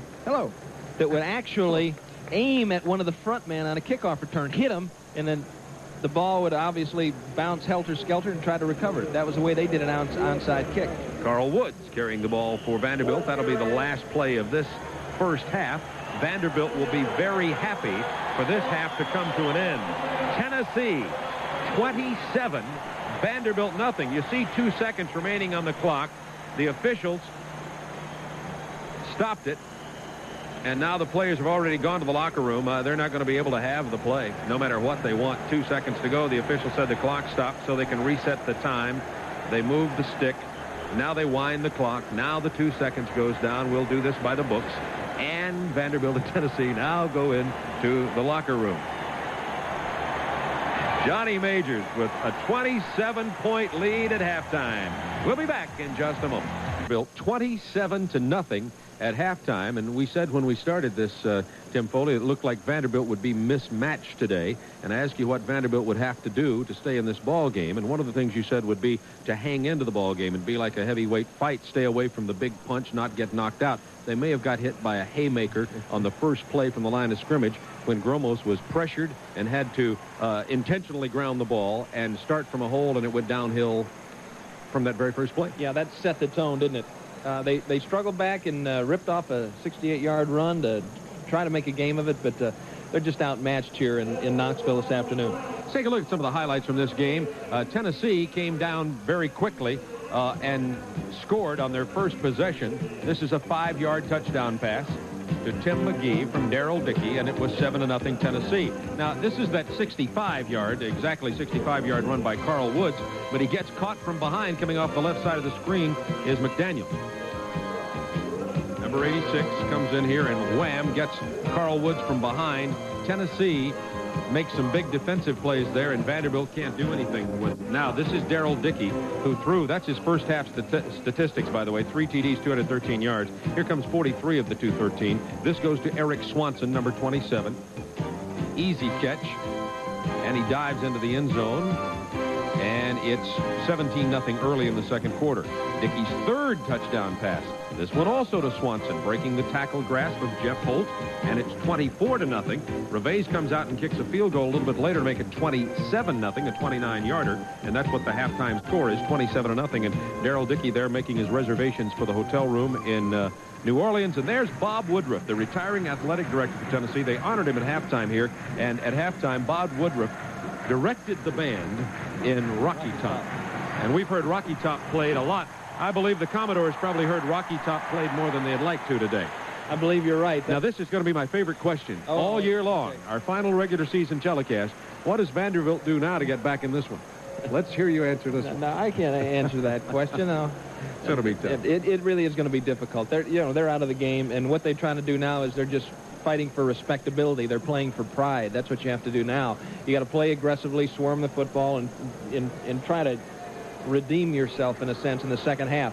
But they're out of the football game. I have another question of interest I'm going to ask you now and let you answer as we get back underway in the second half. Okay. And that is, Tennessee's headed to the Sugar Bowl. They're going to play Miami down there. A lot of people think Miami will clobber Tennessee. I have a feeling you may disagree with that, and we'll talk about it as we go into the second half as Tennessee's headed to the Sugar Bowl leading 27-0. Stay with us. We'll be right back. This is Turner Network Television.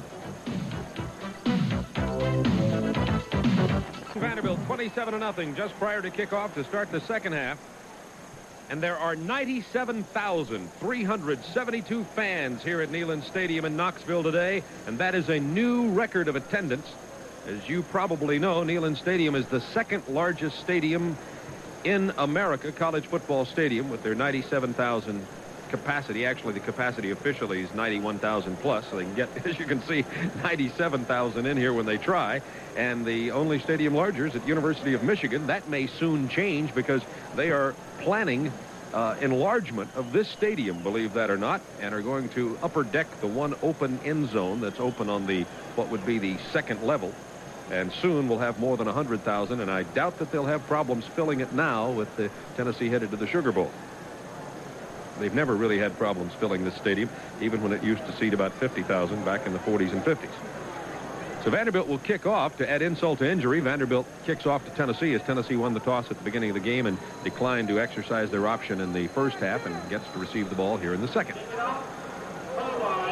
You may get to see a lot of Tennessee players in this second half. And Tim, as we wait for this kickoff, I ask you, as you look at the statistics there, ask you about only 30 yards passing for Vanderbilt. Ask you about Tennessee and Miami in the Sugar Bowl. Miami with Vinny Testaverde, a great quarterback. I think that let's get the kickoff here. All right. Coming out of the end zone is Jeff Powell to the 24-yard line, out near the 25-yard line, and there Tennessee will set up their offense. And here are the statistics on the first half possessions. As you can see, Tennessee got a touchdown, a field goal, a touchdown, punted the ball, then a touchdown and another field goal. They had great field position, and also, of course, there were turnovers, an interception and a fumble recovery, and that led to 2 of those scores for the University of Tennessee. And here comes Darrell Dickey. He's thrown for 213 yards in the first half and 3 touchdown passes. He now has 9 touchdown passes, only 1 interception since coming into the second half of the Alabama game, and what a great season Doug Dickey is finishing his senior career with. Here's Tim McGee. 6th catch of the day. Out to the 30-yard line. Gain of 5 yards. Kermit Sykes with the tackle. I think Darrell Dickey now has gone, was 99 coming in, 114 passes without an interception. That's really remarkable. That's like almost pitching a shutout. Or, I mean, a no-hitter. Or a shutout. Or a shutout.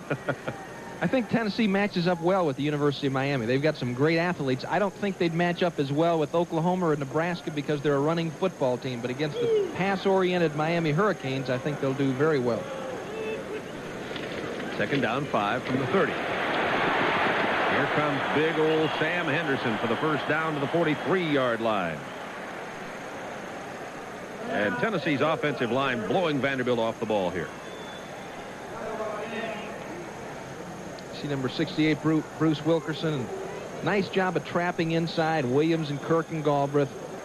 Very, very consistent job on a Saturday afternoon by Saturday afternoon basis. Spotted at the 41-yard line. First down, Tennessee leading 27-0. Beautiful sunshiny afternoon here in Knoxville, Tennessee. About 60 degrees. No gain on the play. David Worm stopping Sam Henderson. Worm, number 97, the defensive right tackle for the Vanderbilt Commodores. And the Commodores have suffered through a season they'd just as soon forget.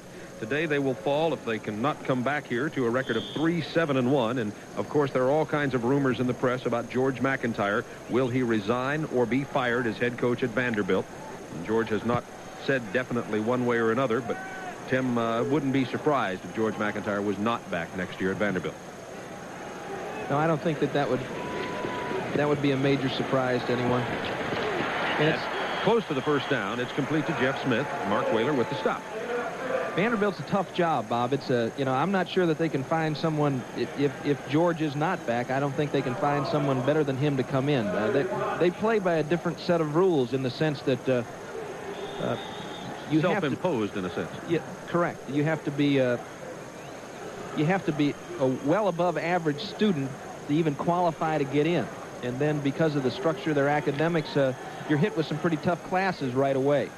And it's just difficult to compete against schools like Alabama, Tennessee, and Georgia, given those restrictions. On a 3rd down and 1, Sam Henderson dives across to about the 48-yard line for the first down for Tennessee. Well, there's been a lot of coaching changes. As we mentioned that, they'll move the sticks forward here, I believe. Yes, they do. It is a first down. Mississippi State fired Emory Ballard, and people are wondering who the replacement will there be. Names mentioned, Bobby Collins, Bill Dooley, are possible, so there's nothing certainly official on that at all. Lou Holtz, the new coach at Notre Dame, and here's a long one complete to Clink Scales. Oh, my. Down to the 5-yard line. That was about a 43-yard pass completion. Dickey to Clinkscales, who's the deep threat for Tennessee, and now everybody's in the act. It was McGee and Swanson in the first half, and now enter number 87, Clinkscales. You see, he gets the ball up early, and he gets it up high. Gives Clinkscale the ability with that great speed to run under the football and adjust to it. And beautiful throw by Dickey, and great concentration by Clinkscale. Not an easy catch to make coming over the top like that. First and goal just outside the 5-yard line. Sam Henderson nailed by number 90, Steve Wade. Vanderbilt's all-conference defensive tackle. Penalty marker is on the field.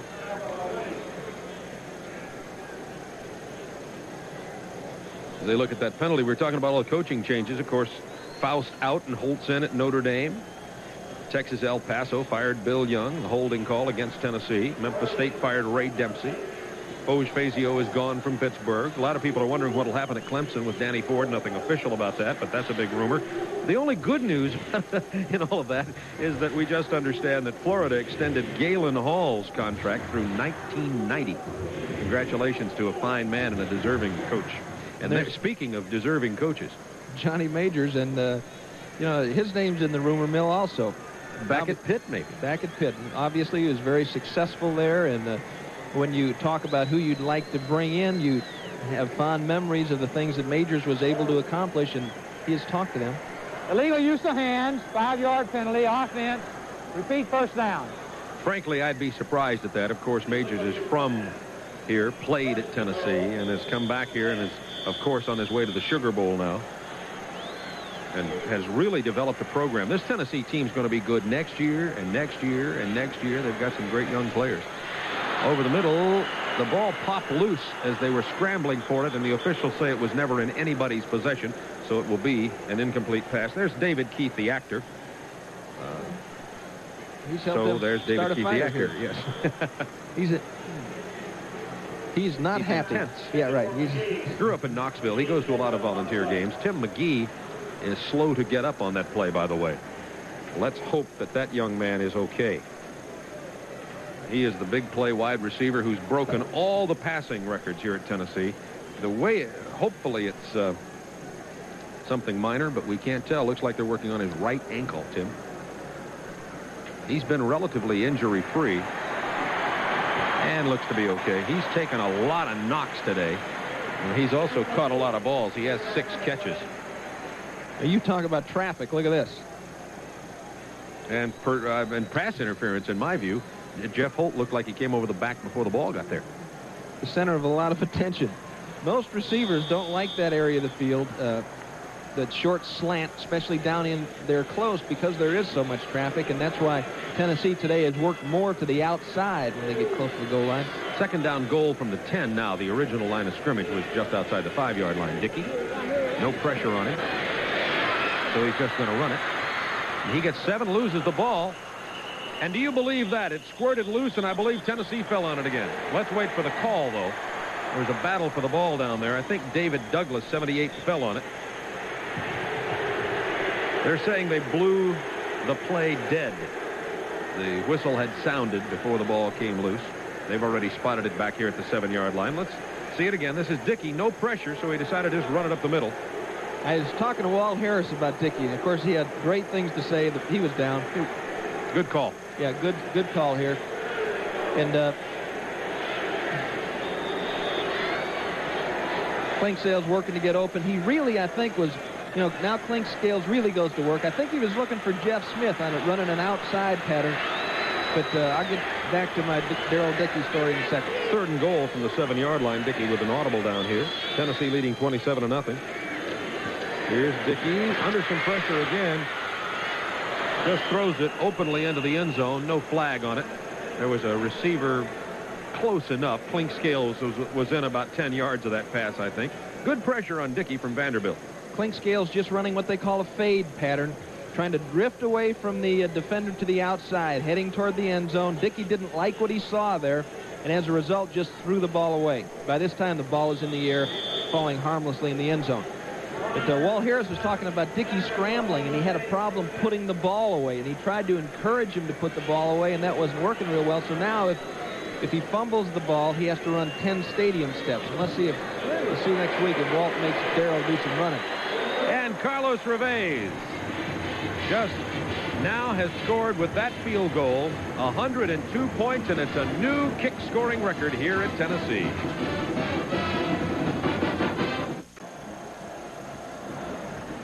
Tennessee 30, Vanderbilt nothing, and the Commodores have heard this theme song, Rocky Top, as much as they'd like to today.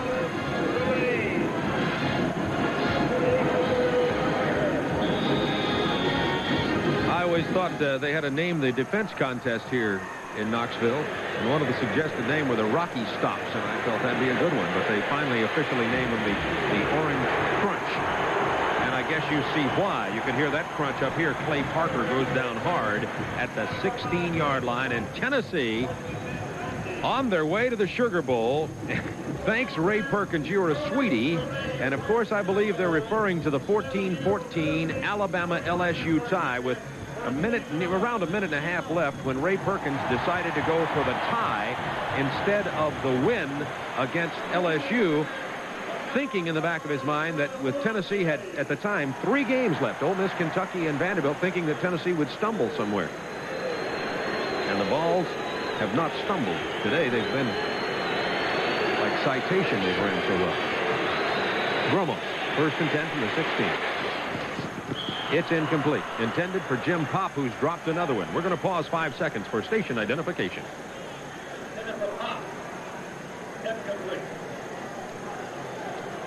Bob Neal, Tim Foley with you from Neyland Stadium, Knoxville. Tennessee 30, Vanderbilt nothing. 10:28 to go, third quarter.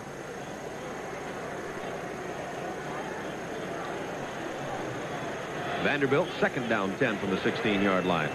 Gromos has thrown for only 30 yards today. Remember, he's passing against the league-leading team against the pass, Tennessee. Has a man open here. Great catch by 6, Gerald Mitchell. It's a first down out to the 34-yard line. Gerald Mitchell, a true freshman from Valdosta, Georgia. He has also made a lot of progress as you talk about the Vanderbilt receivers. Boo Mitchell, real tough kid, good receiver, good blocker, and fine hands. Good catch, Boo. It sure was a good catch. A lot of freshmen on this Vanderbilt team. True freshmen and otherwise. On first down 10, Vanderbilt from the 34-yard line now. That's Parker in motion. They give to Carl Wood. Tries to find something up the middle. Spins his way across the 40 to the 41-yard line. You know, some teams are rated high against the pass because folks just can run on them a lot, you know, and so it's not that they haven't had a lot of attempts against them through the air. Tennessee is not that way. I think what they do best is disguise their pass coverage. They don't give the quarterback any hint of what the coverage is going to be. They make the quarterback work as he's dropping back to read the coverage, and then they get real good pressure, and they blitz effectively. 2nd down 4, Vanderbilt from the 40. Gromos. As it popped into the air, incomplete. Hit by 54, Dale Jones. We saw Jones intercept the ball about that distance away from Mike Shula in the Tennessee-Alabama game. He seems to always be where he needs to be. Dale Jones with the pass breakup. Vandy without a huddle. 3rd down 4. Gromos. It's complete for the first down out to the 48-yard line. Gromos goes down after he completes the pass to 12, Carl Parker, who is tackled by 39, Tim Welch. And let's look at Dale Jones when he broke this play up. This is 2 plays ago. Got a game going on, working against Darrell Holt. He gets rid of him and gets up in the air, knocks the ball out. And all that takes is good football sense. You've got to be aware of what's going on. Some people just bury their helmet into an offensive lineman and continue to work and work and work. They're oblivious to everything going on around them. Gromos facing a 4-man rush. It's incomplete. Threw it into heavy traffic. Intended for Parker. Darren Miller was closer to receiving the ball than Parker was, I think, that time. It'll be 2nd down 10. The ball out near midfield. And there's George McIntyre.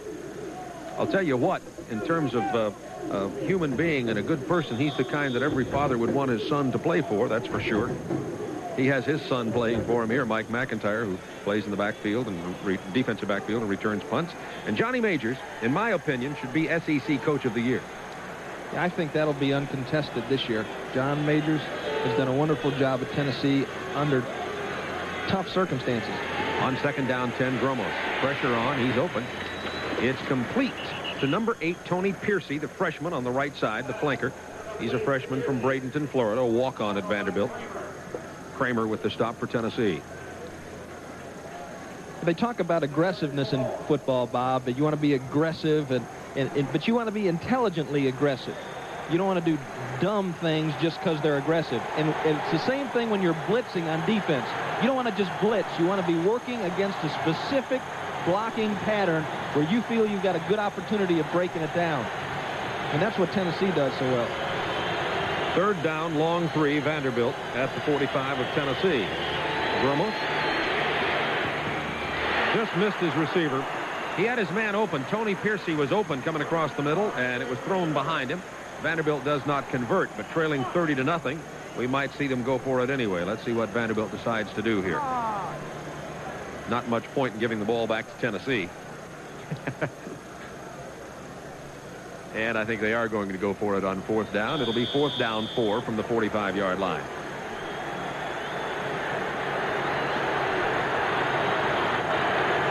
By the way, we might mention Tim McGee, who's coming. Tim McGee, who came off the field earlier for Tennessee, their wide receiver. He is not seriously injured, just a bruise to his lower left leg. 4 defensive backs, Bob. Here they come. Gromos missed his target again. Open momentarily was Carl Parker, but Gromos couldn't get him the ball. He was under a lot of pressure and went down as he threw the ball. And Vanderbilt fails to convert, trailing 30-0. 8:08 to go. Third quarter. This is Super Football Saturday on Turner Network Television. Tennessee leading 30-0 as Smokey the Blue Tick Hound is enjoying himself this afternoon. He keeps his poise no matter what the game is. We just heard over the PA system that Florida is leading Florida State 28-0 in Gainesville at halftime. Tennessee, Darrell Dickey has his man wide open. And down to the 43-yard line goes Joey Clinkscales. Kermit Sykes with the tackle. First down, University of Tennessee. You're right. I wonder if Ron's ever been in acting school. He's very demonstrative. He's very good, you know. Is his team behind? No, you know, that's just how he is. He's intense, and if a coach is like that, it doesn't matter if it's 30-0 or what. And you know, he wants some more interceptions. This defense is leading the nation in turnovers. He's trying to get them fired up and keep them wound up. He has never seen an offensive play live during a game. Here comes Jeff Powell, the sprinter. Gets 3 or 4 yards around the right side down to the 42, hit by Chris Gaines, who's playing with that sore left arm, his broken bone in his left wrist, and Gaines has 8 tackles on the day. What a courageous afternoon for that middle linebacker for Vanderbilt. There he is, 34, sprained ankle back in training camp. Now he's got a broken left wrist. He missed a couple of games due to infection in his respiratory system. Had real trouble breathing and getting enough oxygen. Was in the hospital, but he's come back here to play his heart out for the Vanderbilt Commodores. Second down 6, Tennessee at the 39 of Vanderbilt.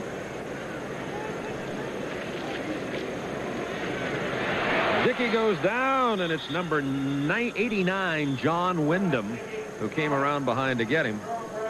That's his second sack of the day.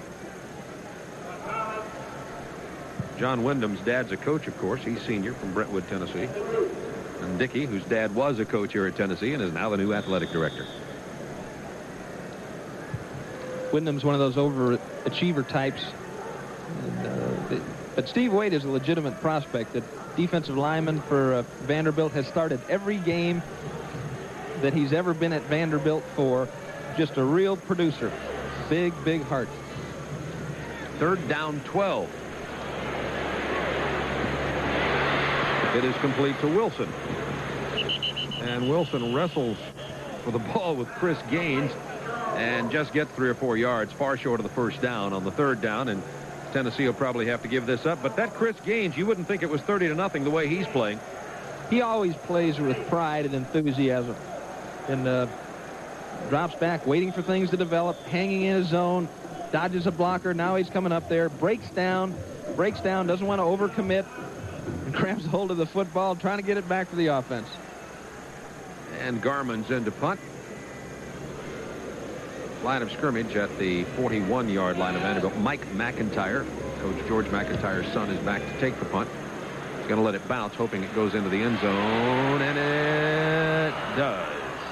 It'll be a touchback and brought out to the 20-yard line. There'll be a penalty there for trying to bat the ball back in, and we'll pick up on that penalty for you. 5 minutes, 20 seconds to go in the third quarter, and we'll be right back.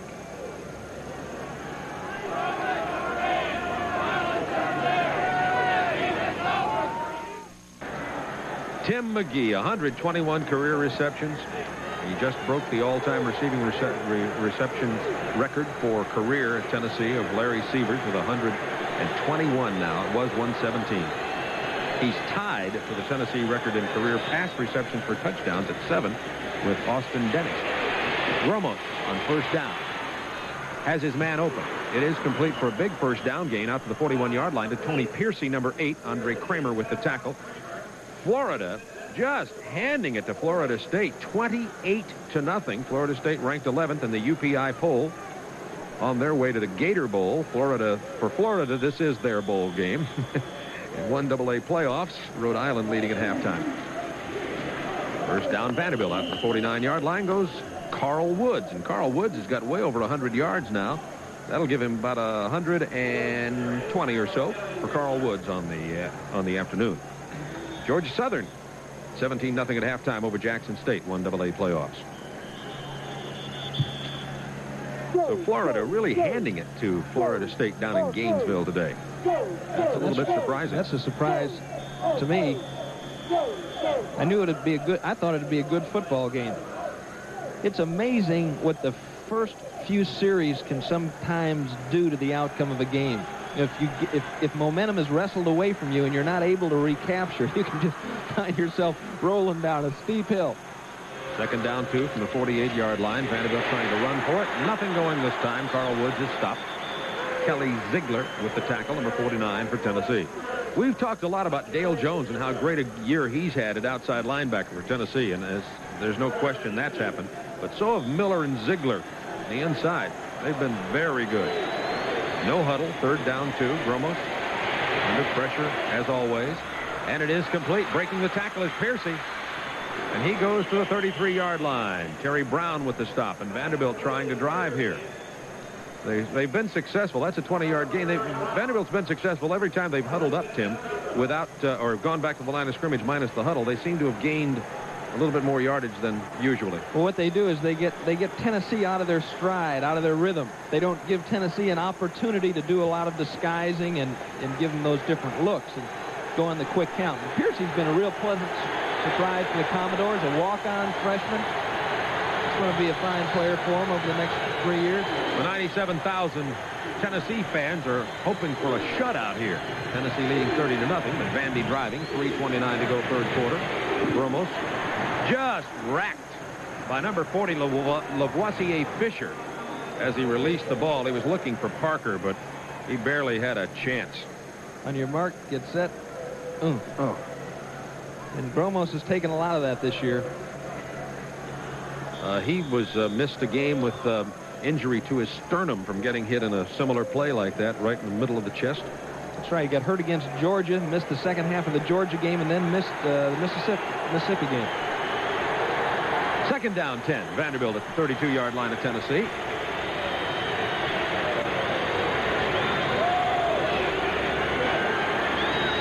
And again. He's hit again as he throws, and it just is far overthrown, intended for Tom Fitz, number 46. And this time, Chris White came right up the middle and decked him.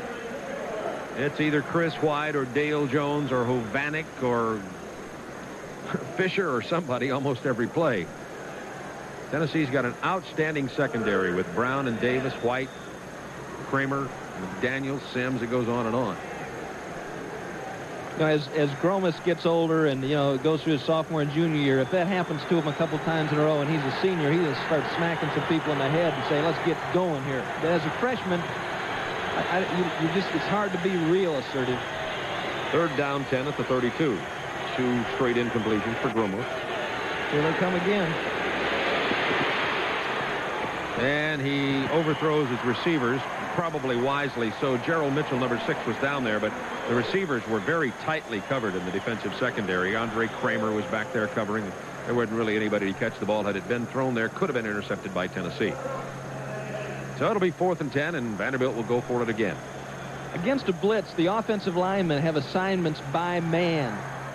Like the left guard might have the first man to the left of the ball, the tackle the second man to the left of the ball, the back would be checking the linebacker before he blitzed, and when the safety comes, often he's not in the count. And that's one that the wide receiver has to read. If the wide receiver sees the safety coming, he'll break the pattern off, and the quarterback's got to see it coming because they're blitzing more people than they can protect. Old George McIntyre standing on George's left, your TV right, in the black sweater. That's Bob Stanley. He's the offensive line coach. He went to school at Texas. He was bemoaning their fate this morning. Texas A&M really hammered them. Another thing he talked about was Will Walford. He's coached 8 offensive linemen that are now in the pros, and he thinks Will Walford, number 69 for Vanderbilt, is as good as any player he has ever coached. He's a great natural athlete. And he's 6'6", 280, Will Walford is. They call him the tractor because McIntyre said he played like one. And we have seen Walford have an outstanding year. He made the all-conference team for Vanderbilt. He and Wade were the only 2 Vanderbilt players selected on the United Press International all-conference team. There will be other all-conference teams, of course, including Neal's and Foley's. We could name one for you right away. 4th down, 10. Vanderbilt going for it. Now this crowd on their feet, hoping the Volunteers can stop them on the 4th down. Tennessee playing coverage. Nobody anywhere near a ball. Just fell harmlessly to the turf, and somebody didn't run a pattern or was held up by defensive play, one or the other. We'll be right back. This is Turner Network Television.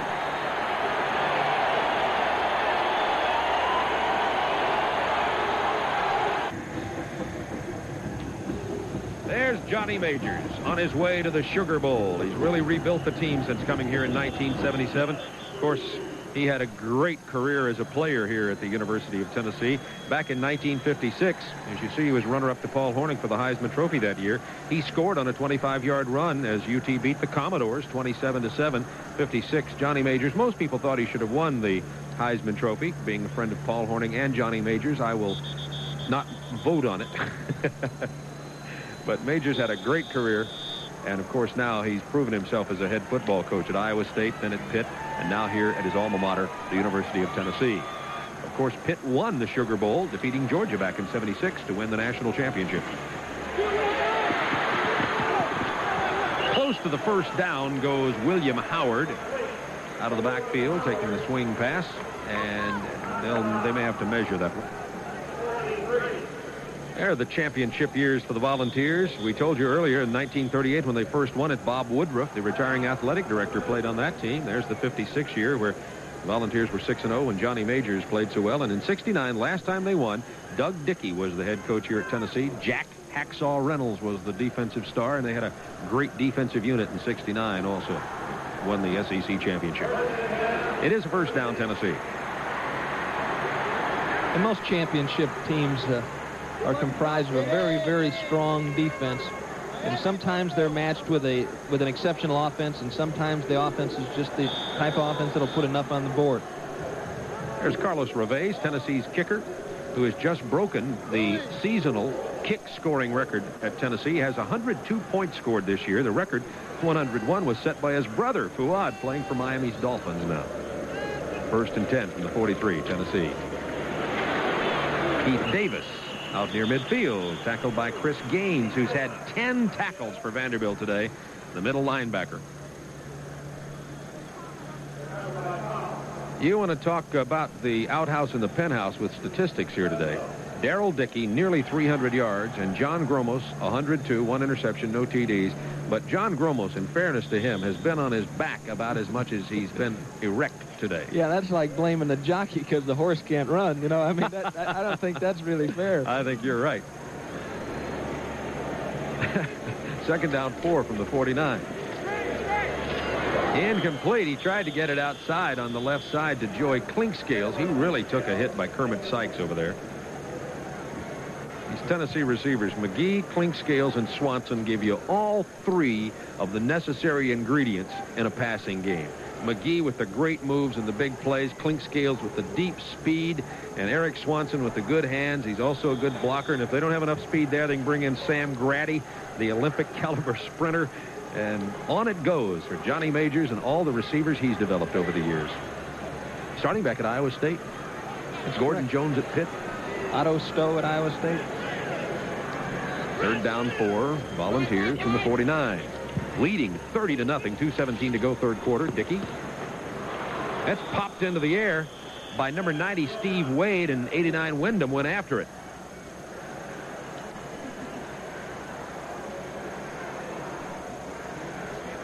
Quick set here. An exceptional job by Wade. Gets the arm over, sneaks on past, and sticks his arm up in the air to bat the ball down. Offensively, you try to shoot out and knock the defensive lineman's legs out from under him, or at least occupy his hands low.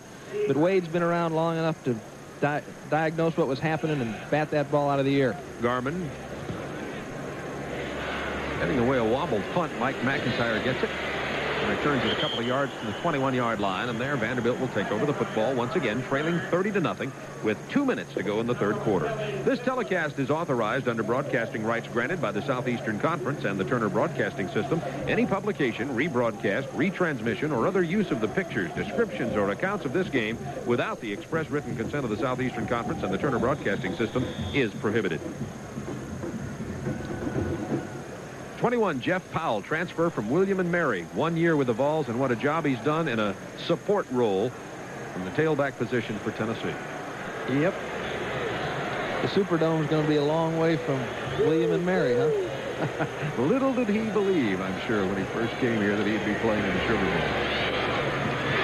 Intended for Parker, broken up by Tennessee once again. I think it was Ziegler who came across and got it. And there's Johnny Majors. You rarely see a head coach coaching up front right here during a game. See if we can listen in on it. Like 2 times here, we're not getting anything done. I told Coach Harris to come up and get after their ass with the running, like the counter, 2 or 3 things. I don't know if we could hear that or not. Second down 10. Maybe they read the lips, huh? Johnny, if you're that good a coach, hand signals get it done. Ball at the 21-yard line. Vanderbilt ball, second down 10.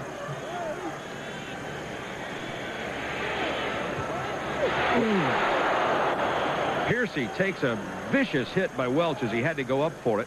Penalty marker is down in the Vanderbilt backfield. As you see Gromos getting up, he's going to need some time in the whirlpool. He'll be bruised. We saw Bill Ransdell get this same kind of treatment last week by the Tennessee defensive line. Powell. Holt looked like he was trying to pick off the on-rushing lineman at Bennett, and he might have hit Gromos too.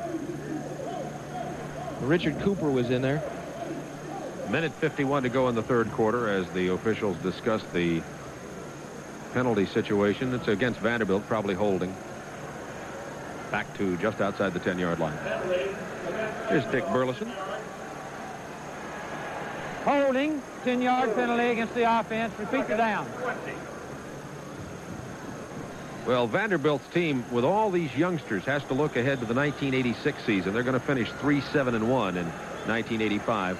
No excuse making here because everybody gets injuries. I mean, Tennessee lost Tony Robinson, but Vanderbilt has been racked by injuries all year long. Second down 20. Mark Ratcher, as the starting quarterback, is out. Gromos replaced him. The shovel pass is fumbled, and it's just an incomplete pass. As, of course, John Gromos knew that. He tried to get it to Woods. He didn't hold it. The crowd doesn't understand that pitch, if you pitch it only a couple of inches forward, it's a pass and thus incomplete. There's the difference in the rushing yardage. Woods of Vandy has great yardage. Tennessee hasn't rushed because they haven't had to, folks, frankly. Here comes the shovel pass, and it's used as is a draw or a screen. Nobody home that time. Defensively, Tennessee is very well prepared as you look at Darrell Dickey. Dick Bumpus works the inside linebacker, Zook the defensive back, Mel Foles defensive ends, and of course Ken Donahue, defensive line. Carl Woods, all he's doing is getting a little running room there, a little room for the punter to come in and get that ball somewhere out of the end zone. Minute 37 to go, third quarter. Vanderbilt stalled again. And every year in Birmingham, they name the assistant coach of the year. They call it the working coach of the year. And, I think probably the two lead candidates for that this year would be Ken Donahue at Tennessee for the job he's done here at the defense, and Mike Archer at LSU, because LSU is statistically just had an exceptional year. Leads the SEC in points allowed. Done real well. 49 is Alan Herline, the junior punter from Atlanta. Also the placement kicker for Vanderbilt. Andre Kramer, number 1, the punt receiver for Tennessee. Penalty markers go down. I believe there'll be a delay of the game.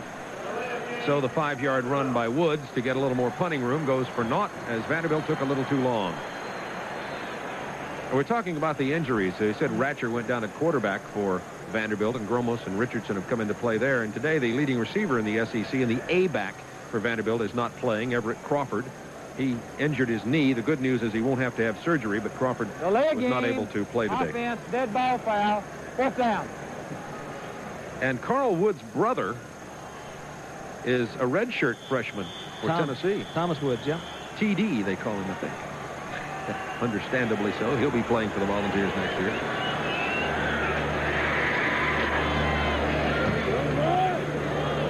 Erline gets away a beauty. Kramer takes it at the 42. And is hauled down right there.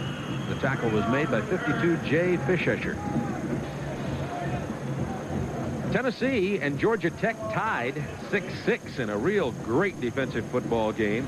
And Georgia Tech, with the 4th-ranked defense in the nation, will take on the Michigan State Spartans to see if they can stop the nation's leading rusher, Lorenzo White. Dave Urema, Michigan State's quarterback, injured in the middle of the season, is back and playing very well for the Spartans. They are an exceptional offensive football team. You know they've got to be good. They snuck by the Boilers. You know they must be good. That was one of the 5 games in a row Michigan State won. And Tech, you can see tonight on some of these TNT stations, as Tech takes on Georgia. Lindsey Nelson, Paul Horner will bring you that ball game tonight at 8:15 Eastern Time. As Keith Davis to the 46-yard line. Yeah, McGee can do more than catch the ball, Tim. This is something that you don't see a lot of wide receivers do. Whoops. Well, that's not bad. Can you make contact below the waist like that? Not that far away from the line of scrimmage. It's very close, as a matter of fact. That's okay. Timmy can catch it when they throw it to him. We're Tennessee bound for sugar. The Volunteers on their way to New Orleans, leading 30-0, and Darrell Dickey comes over to the sideline as the third quarter ends. To a big round of applause to the Tennessee fans. 15 minutes of football remaining in the season for Vanderbilt, and 15 minutes until the Sugar Bowl for Tennessee. You see the University of Tennessee campus in the background, and the blue skies and the white puffy clouds here as the weather cleared up beautifully for this Volunteer game today. 2nd down 3 from the 46-yard line. And Jim Miller gets the first down for Tennessee Volunteers.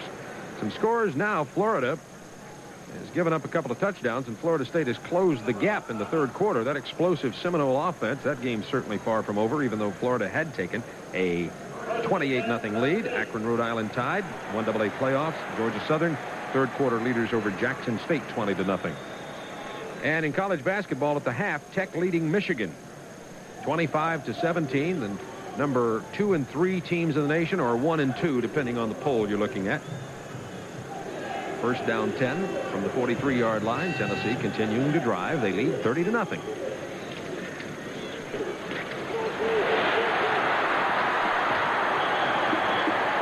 Keith Davis. Don Anderson with the tackle. Today's game is brought to you in part by Buick and your Buick dealers. For comfort, innovation, and a real commitment to quality, it's today's Buick. A 17-yard gain for Keith Davis to the 26-yard line of Vanderbilt. Here's another attribute this young man has. Hole opens up wide, but Gaines steps up, closes it off, and Davis has the vision and the foot quickness to take it directly to the outside, rip off a nice gain. First down 10 at the 26-yard line. Volunteers.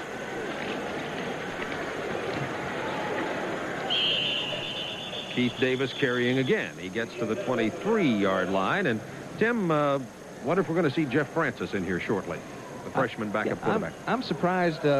We did the Mississippi game. They inserted him early in the game. Seemed to want to get him some action, see what it felt like to be under pressure.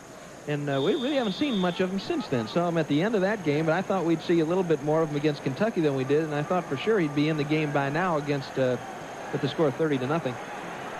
Dickey has thrown for 295 yards, 22 out of 31, 3 touchdowns. What a day Darrell Dickey has had. Second down from the 24-yard line of Vanderbilt. Dickey pitching to Keith Davis. Has some good blocking out there. Penalty markers go down. Davis gets to the 18-yard line. And there in the center of the picture with the tall fellow with the kind of curly blonde hair is Jeff Francis, the backup quarterback. He's a freshman from Mount Prospect, Illinois, that Walt Harris, formerly an Illinois coach, found up in that Chicago area. And in the headphones is the linebacker coach for Tennessee, Dick Bumpus. Right there. Played at Arkansas and played with Memphis in the USFL.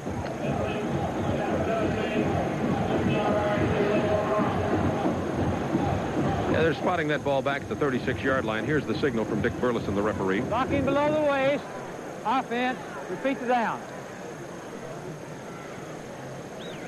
Ball tossed back to Davis. Here comes Jim Miller to the outside, and there comes the block right at the top of your picture. Really couldn't see it there. It was on number 4, Kermit Sykes. College, the NCAA and the College Rules Committee trying to do whatever they can to eliminate the knee injuries, keeping that impact up a little bit higher.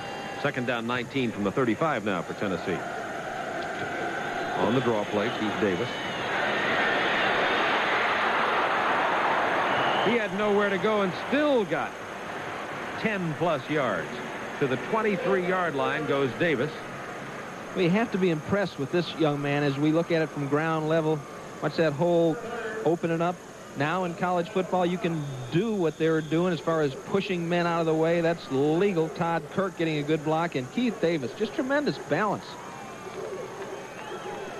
Highly recruited by Vanderbilt also in a real interstate recruiting battle. He grew up in the shadows of Vanderbilt University, but elected to attend Tennessee.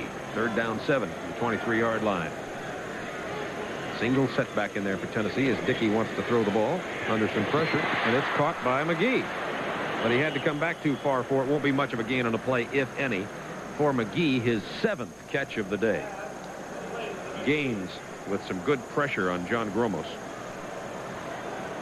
Tim McGee, he is not only an outstanding receiver, but we've really enjoyed working with him all the way back before the season and during our coverage of Tennessee games. He's a delightful young man, a lot of fun, has his head on right. Right, yeah, he doesn't like it. When his mother wants to know, we have some active mothers on this Tennessee team. That's all I got to tell you. She doesn't like it. I call him Timmy. When I was 33 years old in the NFL, Howard Cosell was calling me Timmy. Whoops. 37-yarder. They're going to fake it. See what kind of arm he's got. It was picked off. The man who threw the ball is Randy Sanders, a freshman backup quarterback who holds for the point afters.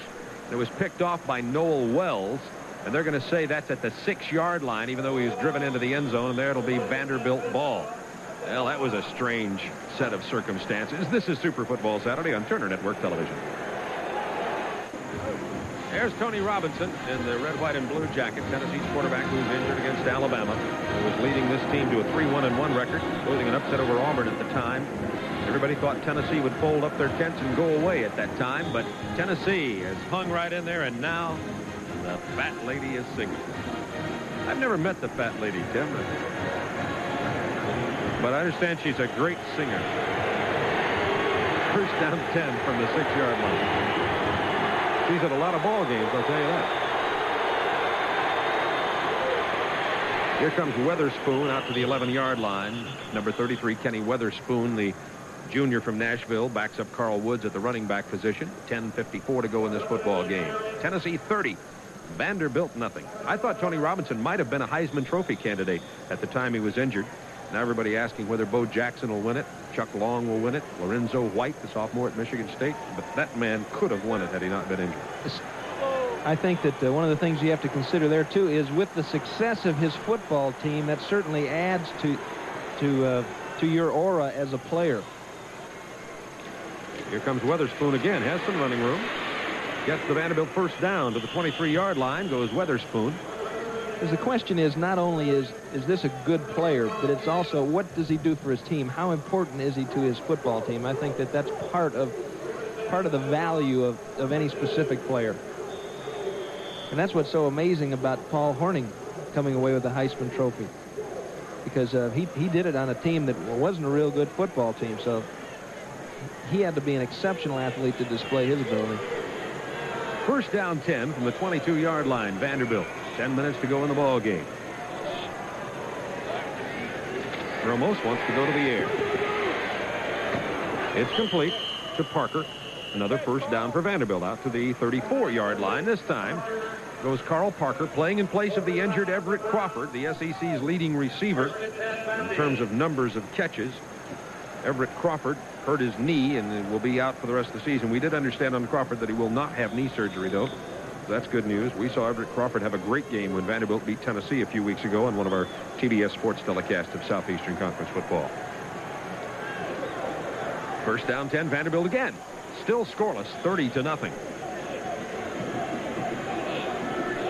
Vanderbilt's had opportunities, but not capitalized on them in terms of getting something on the board. Out to the 39-yard line comes Kenny Weatherspoon.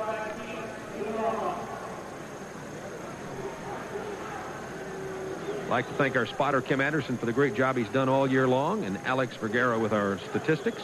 Nikki Nichols managing the booth, and the great TBS Sports crew. We're very proud of the video coverage we bring you of the football games and all the great pictures that our crew brings you under the direction of producer Skip Ellison.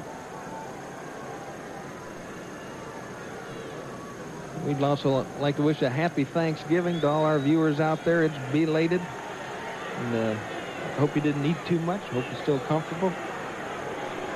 Second down 6 from the 38, Gromos. His receiver fell down but caught the ball. It'll be a first down. That was Al Rogers at the 49-yard line, the sophomore from Nashville. Plays very little. A 13-yard reception by Al Rogers. Zone defense by Tennessee. Chris White, look at him. Oh, man. Good throw, John.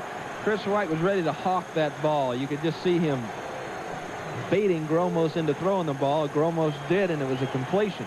White has been interceptionless today. He has 9 to lead the nation on the season. First and 10 from the 49-yard line, Vanderbilt. Gromos to Weatherspoon. Not much this time. Struggles for a yard or two. Gromos now 12 of 27 for 127 yards, 1 interception, no touchdowns. Gromos, 6'5", 185 pounds, from Crest Hill, Illinois. Very bright young man. Tim, you said at the beginning of the game that you thought he had made as much progress as any pure freshman quarterback you've ever seen.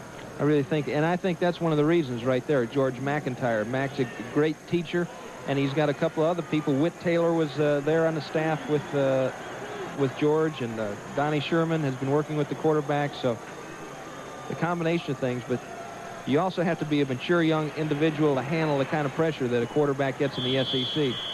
Al Rogers trying to get past Andre Kramer out about the 30. Pass goes incomplete. There they are. The bumper stickers have broken out already on the sideline. Tim McGee holding it. 1985 SEC champions. They are 7 minutes 54 seconds away from that becoming an actual fact.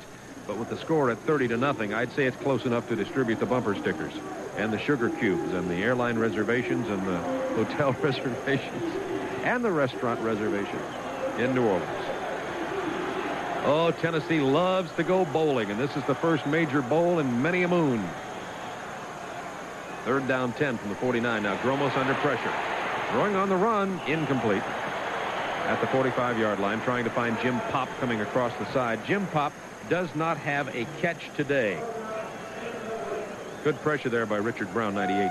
the Sugar Bowl. It'll be a real good matchup. I think 4 or 5 weeks ago, folks were beginning to wonder as they looked down the rest of the season and saw that Tennessee would probably be favored, even Tony Robinson-less, against their last 3 opponents, were saying that, well, this isn't our best representative. I'm not so sure that that's true right now. I think this offense has really come to life. I mean, we've seen them score 42 points in the last 7 quarters, and not 42, excuse me, 72 points, and shut out their opposition. You know, I think they're a very good representative of the SEC, and they match up very well with Miami because they're so good on pass defense. And, you know, for the folks who say that, look, they beat Kentucky, Vanderbilt, and Ole Miss second division clubs, remember, Tennessee beat Alabama and Auburn earlier in the year. We'll be right back.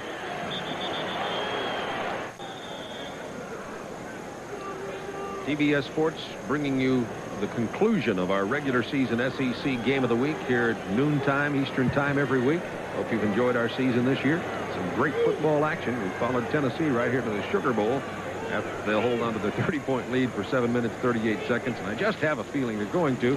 Here's Dickey to Jeff Powell. He's hit back at the 2-yard line. Excellent penetration and tackle by number 7, Jeff Holt. Tennessee's got themselves backed up here in a pretty deep hole. There's Darrell Dickey. What a year he's had. 298 yards today passing the football. As you can see, Dickey is second in the SEC in passing efficiency. He could very well pass Mike Shula in passing efficiency today. And that's a complicated arrangement of how many passes you throw in, completions and yardage and touchdowns versus interceptions, etc. So Dickey's got a shot up there to catch Shula of Alabama. Shula will be playing later this afternoon, of course, in Birmingham against Auburn. Coming out of the end zone is Jeff Powell. What acceleration. Out to the 12-yard line. He's only back to the original line of scrimmage and a little bit further, however, and it'll bring up 3rd down and about 8 or 9 yards for Tennessee with 6:43 to go in the football game. Receiving leaders, Everett Crawford of Vanderbilt is hurt. Boo Mitchell, the Vandy pure freshman, true freshman, 2nd. Gary James down at LSU is 3rd. Tim McGee, though, in my opinion, the best receiver in the league. Alabama people would probably argue for Al Bell, but my vote goes to Tim McGee because of the great big plays he's made this year. 3rd down 9 from the 13. Out to the 18 goes Jeff Powell, and down he goes. Best rusher in the SEC? Bo Jackson, Auburn, 1,644 yards. By the way, he needs 625 yards today to pass Lorenzo White. If Bo gets 625 against Alabama, he'll certainly get my ballot for Heisman. And Neil Anderson went over 1,000 today, has somewhere around 80 yards last we heard in that Florida State game. And Dalton Hilliard, also down at LSU. A lot of talented men just on that screen. We've seen a lot of good football this year. We'll be seeing their names continually on NFL rosters. Mike McIntyre at the 40. Fair catches it there. And with 5:26 to go, Vanderbilt will try to avoid the shutout. And there's a great sight. Tony Robinson and the man who filled in for him and a little bit of sugar prior to the big bowl. This is Turner Network Television. Tim Foley with you at Neyland Stadium, Knoxville, Tennessee. The crowd's going crazy because the PA announcer is just announcing the procedure for the awarding of the SEC Championship trophy for the Sugar Bowl invitation, and it's 5:26 away. And now Tim Richardson is in at quarterback for Vanderbilt. 1st and 10 from the 39. Richardson under pressure. And it's caught by an offensive lineman with a penalty marker down. It was tipped by a defender first, however. Tim Richardson, also a freshman. I believe it was hit by Charles Kimbrough first. Tim Foley, by the way, as you look at it again, is on his way downfield side where we'll carry the championship celebration by Tennessee. See, that shouldn't be a penalty marker because once it's touched, that's a loose ball. And Will Walford, the All-American candidate at tackle, just caught the ball, and it is ruled as a reception and will be spotted as that there. There was no flag on the play. Richardson hit as he threw. Incomplete pass. He was hit by 77 Richard Cooper. This crowd's already started partying here at Neyland Stadium. Chris White, number 7, nation's leader in interceptions. He was a former quarterback, moved to defensive back when he saw he wasn't going to beat Tony Robinson and some of these others out at the talented position for Tennessee. Started the season as a backup, earned his way in due to injuries, and now he's only 3 short of the record of J.W. Sherrill, who holds the record at 12 for interceptions. That's J.W. no relation to Jackie. Jackie Sherrill, of course, the Texas A&M coach, went to Alabama, in case you're wondering. 3rd down, 12 from the 38-yard line, Vanderbilt. Richardson. This is his man, number 12, Carl Parker. Richardson, the 6'1", 185-pound freshman from Sparta, Tennessee. He's more of a scrambler-type quarterback, and he and Gromos battled for that backup role behind Ratcher after the injury to Ratcher. Gromos won it because he's much more of a better passer in terms of pure passing ability, and Richardson's only played sparingly this year. So Tennessee held Vanderbilt again, and now 5 minutes and 7 seconds away from an SEC title, the first since 1969 when Doug Dickey was coaching. There's Andre Kramer. He was injured last week in the Tennessee game against Kentucky. Bear catches it at the 22. And Tennessee will run off a lot of clock here. You can believe they'll just be handing that ball off to their backs, Powell and Davis and Miller and Howard, etc. We'll be back in just a moment. Tennessee leading 30-0. And Tennessee has a new quarterback, number 19, Jeff Francis, in the game. The freshman from Mount Prospect, Illinois, 6'3", 200 pounds. He's played sparingly this year. He gives it off to Pete Panuska. Just runs the ball up to the middle out to about the 27-yard line. Tennessee leading 30-0. Francis may not even throw a single pass. He's 14 out of 20 on the year. 1 interception, 1 touchdown. He was a very talented Illinois quarterback in Mount Prospect. That's up in the Chicago area. And Walt Harris, the offensive coordinator here at Tennessee, found him, as Walt Harris used to coach college football at Illinois before coming to Tennessee. Probably the Tennessee quarterback of 1986. 2nd down, 5 to the 27. Tennessee's got a big hole to fill there with Robinson going, Dickey going. Short of the first down is Pete Panuska, number 36. He was hit by Chris Gaines, who has 13 tackles for Vanderbilt today. You see Chris very slow to get off the turf. He's playing with that broken left wrist, and he has really had a workout out of the middle linebacking position, and this Vanderbilt defense has been on the field all day long. 3:58 remaining in the game. Tennessee 30, Vanderbilt nothing. This will be 3rd down 2. Daryl Dickey has just done a wonderful job. Look at that. 106 consecutive passes without an interception. In the meantime, he's also thrown for 9 touchdowns. So he's been putting it up. It's not been a safety valve job. 1st down, Tennessee. Out to the 38-yard line goes Pete Panuska. He was tripped up by Willis Perry, the right cornerback.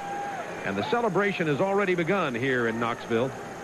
Tennessee football, what a tradition it's been. They were down all during the 70s, have come back some, not certainly to where they've wanted to be during the late 70s and early 80s.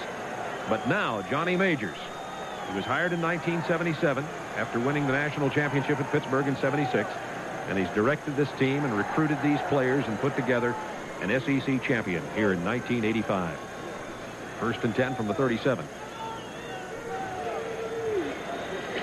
Francis bobbles the snap, maintained possession of the ball, though. And Tim Foley has rejoined us on the sideline now, where Tim will be finishing the rest of the game, and then he will also be talking to Tennessee players and covering the celebration for the SEC title. We'll go down to Tim in a little while. It will now be 2nd down, 11, Tennessee at the 36-yard line. 2 minutes, 44 seconds remaining in this football game. Tennessee leading 30-0. Robert Nealon started it all here back in 1920. He lost only 2 games under General Nealon in his first 7 seasons at Tennessee. Then came Bowden Wyatt.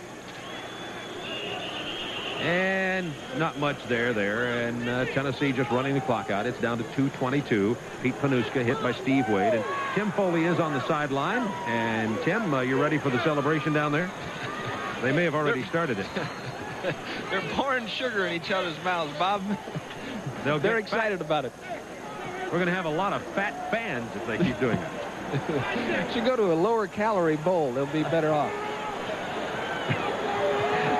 You want to lean up like that? A minute 55 left in the ball game. Third down, 13, Tennessee.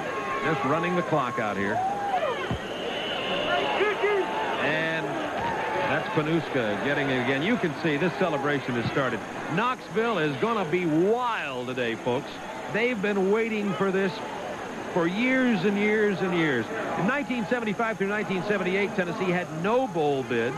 They've had no major bowl bids. Well, since 1969, really, the last time that Tennessee won the SEC title.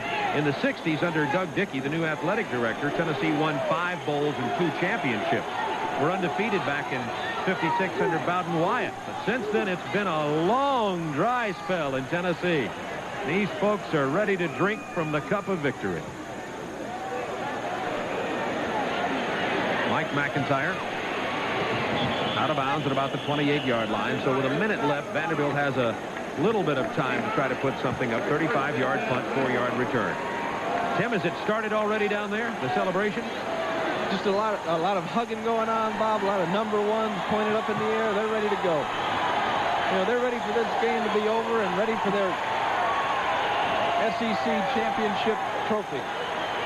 97,000 plus here today. A new stadium attendance record at Neyland Stadium, and they came to see the winning of the SEC title. Tennessee has outscored Kentucky and now Vanderbilt 72-0 in the last 8 quarters of football. You cannot argue with that excellence. Richardson is going long. Andre Kramer. Parker going up for the ball. It falls incomplete. Clay Parker. Kramer covering on the play. Only 8 seconds running off the clock. So the SEC championship trophy will be delivered to these Volunteers. And the Sugar Bowl invitation will be extended to the University of Tennessee. And they'll play Miami on New Year's Day in New Orleans.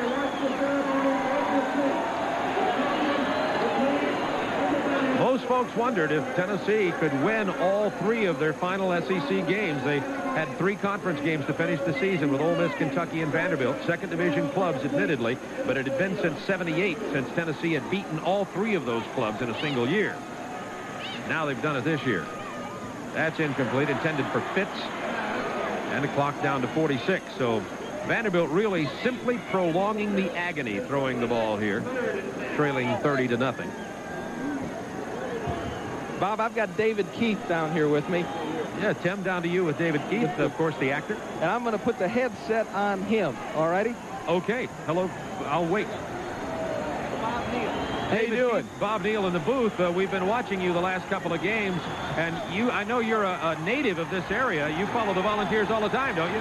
Yes, sir. Anytime I can. I had to watch them by tape in Europe. I saw it every Wednesday. My parents sent me the tape of the game. I made them all last year, though, but this is the best. Well, did you go to high school here in Knoxville? Yes, young high school. And while I was in junior high school, I was an equipment manager over here, so I've been around the team since about '67. Well, it's great to have you here. I'm sure these players appreciate a celebrity as well known as you coming here to give them some support. How's it feel down there on the sideline? Oh, right now? It is a party. It's a party. It's great. Might we expect you in New Orleans? Oh, are you kidding? I made my reservation 3 weeks ago. David Keith, thank you for joining us. Okay. We'll look for you in New Orleans as the Tennessee Volunteers. Yes, sir. Are 19 seconds away from their first SEC title since 1969. You see the players down there on the sideline just waiting.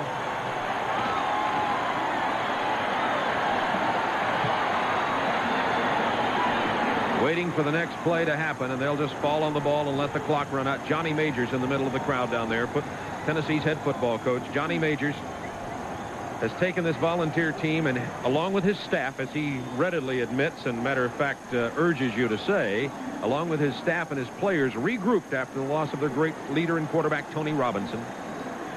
19 seconds left. Jeff Francis just falls on the ball. That'll be the last play of this ball game. Clock down to 12. You'll hear him count it down. Let's just watch and listen.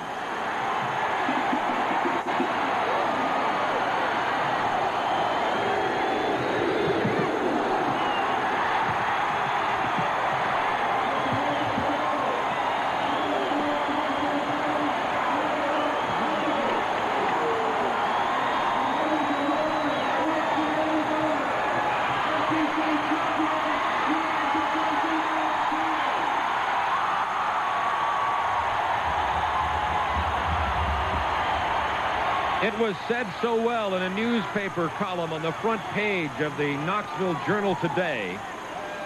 This man said, who wrote the column, said, what a lot of folks who aren't from around here don't understand, that this is the rallying point for the Tennessee, Eastern Tennessee region. The university and this football team is what keeps people happy in tough times, and the thing that makes people hold their head high. And that this game today is bigger than just a football game. It is of tremendous importance to the people of East Tennessee. And there's a young man from Tallahassee, Florida, Tony Robinson, who gets a great deal of the credit for getting Tennessee here. The team was 3-1-1 when he went down with a knee injury against Alabama. And then Johnny Majors rallied the volunteers around him and placed Darrell Dickey, the 24-year-old, fifth-year senior quarterback, in to try to keep this team together.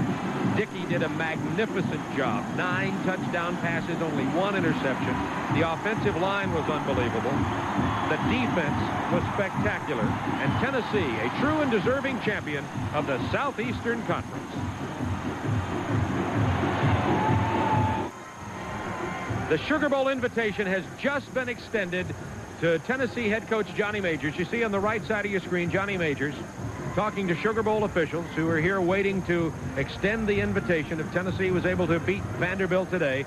Standing just to the right of Johnny Majors is his wife, Mary Lynn. Johnny Majors, who won the national championship at Pittsburgh in '76, came back to his alma mater in '77 and has struggled a little bit here. He went 4-7 that first year, then 5-5, won 7 in '79, 8 games in '81, 9 games in '83. But this is the year. The SEC championship, the first since 1969, and the Sugar Bowl invitation has been presented right out in the center of the field, Shields Watkins Field here at Neyland Stadium. What a moment it is for these folks here in East Tennessee. You just have to be happy for them. The goalposts have come down, and the students have got the goalposts from both ends, and they're being carted off the field to various celebrations here in Knoxville this afternoon. And Tim Foley is down in the University of Tennessee locker room with a man who really deserves a great deal of the credit for this Tennessee championship this year, Tony Robinson. Tim Foley. Bob, I'm down here with Tennessee's great quarterback, Tony Robinson, who is injured against Alabama. Really had carried the football team through the first half of the season. And Tony, I know it's a little bit bittersweet for you, but how do you feel about this team? Well, from the beginning of the season, I felt real great about this team. People can remember I told them a long time ago that my senior year we were going to the Sugar Bowl, and just fortunately I'm not playing. But Darrell's doing a real good job for me, and like I said, we're going to the Sugar Bowl. That's true. Now I know it has to be a little tough for you to be a part of something for so long, and then the last couple of games not being able to play. Can you describe to the people how that feels? Well, once I got injured, I felt kind of bad about it, but I knew it's the risk you take playing football, and I knew the guys could carry on after I got hurt, and I had a lot of confidence in them, and I'm real happy for them, and I'm just ready to go to New Orleans. How much have you been involved in the preparation? Have you talked to Darrell Dickey, at all, or have you worked with him on specific receivers, or has he picked up most of that by himself? Well, Darrell was my backup, and he learned a lot of things from me, and I learned some things from him, and I didn't talk to him that much, but I knew Darrell could get the job done. Once he got in, he got a lot of repetitions at the job, and so far he's done a real good job, and hopefully he can carry us on to a victory in the Sugar Bowl. How's your knee coming? It's doing real well. Right now I can bend it a lot more, and hopefully by Thursday I have a little bit more bend in it. Fantastic. Well, Bob, we're down here. The players are starting to filter into the locker room now, and of course you can sense the excitement. You saw a lot of the enthusiasm out there in the field. They're coming in here now all sweaty and dirtied up, a little bloodied, but ready to go to New Orleans for the Sugar Bowl.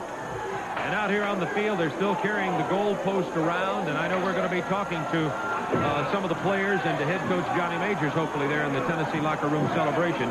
Tennessee winning the Southeastern Conference Championship. They're ranked 9th by UPI coming into today's game. Before this season, Sporting News picked Tennessee 5th in the conference, Sports Illustrated 4th in the conference, and most believe Tennessee would have nothing but the Tony Robinson show.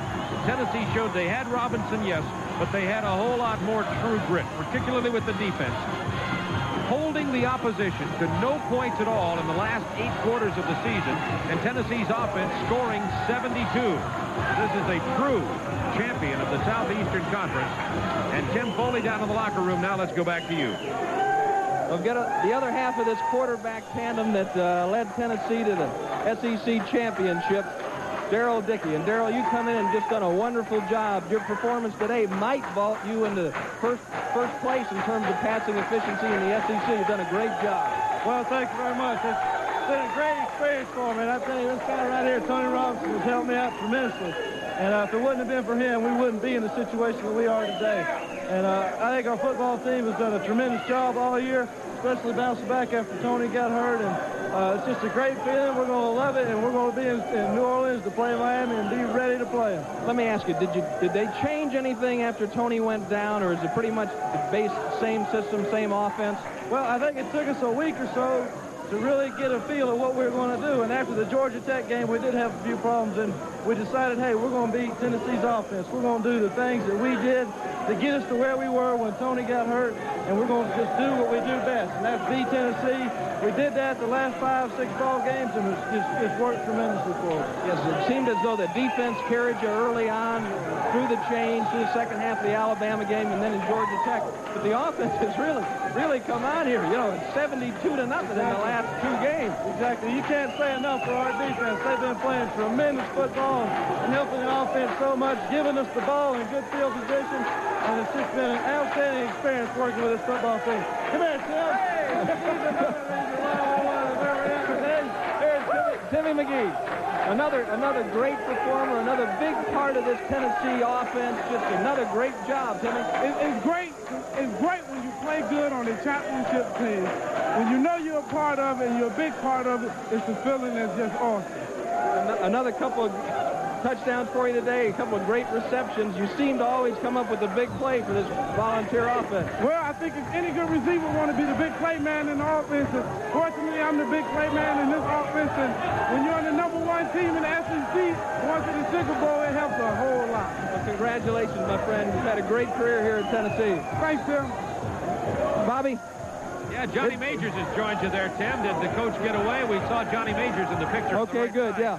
And let's see if we can say a few words to Here he Johnny comes Majors. now, John Majors. Here's head coach Johnny Majors. Hey, Johnny, you put him away early today, huh? Yeah, yes, we did. This football team makes as few mistakes as any football team I've ever been around, Jim. And the second half, we were a little sporadic, but we had a good lead, and I think we did what we had to do, and I wouldn't want to play another play again. Really a courageous team. You know, you've talked about that in the past, how this team has responded to adversity and has really overcome every obstacle that's been placed in their way. Well, it's the most unique football team I've ever been around, and the stingiest as far as making mistakes and as opportunistic football teams I've ever been around. We've had to, as we talk about football, it's a great example of you're no better than your weakest link. We lost a big link in our chain. We got some rust on it occasionally, but everybody that came through there did their job. You take Darrell Dickey, fifth-year senior, Chris White, a fantastic fifth-year senior that hadn't played very much, Jeff Powell, a fourth-year senior, his first year, and many, many instances like that where somebody just came through and just pleasantly pleased us.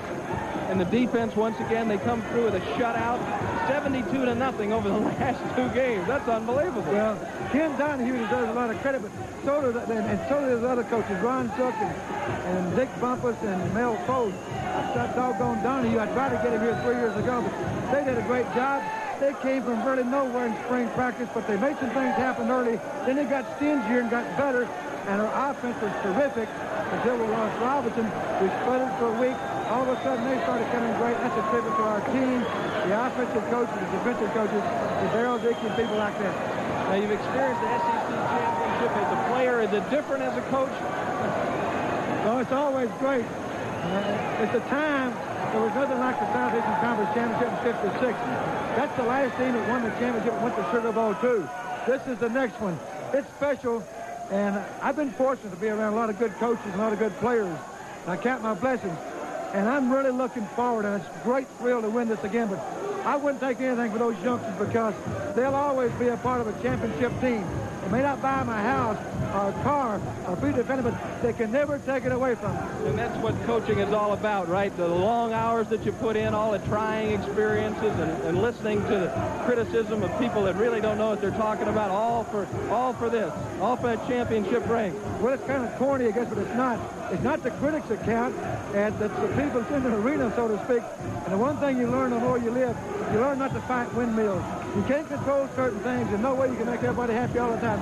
Try to please the people that count. Your coaches, your players, and have a one line of communications to work for. And I tell you what, you've created some tremendous memories for these people here.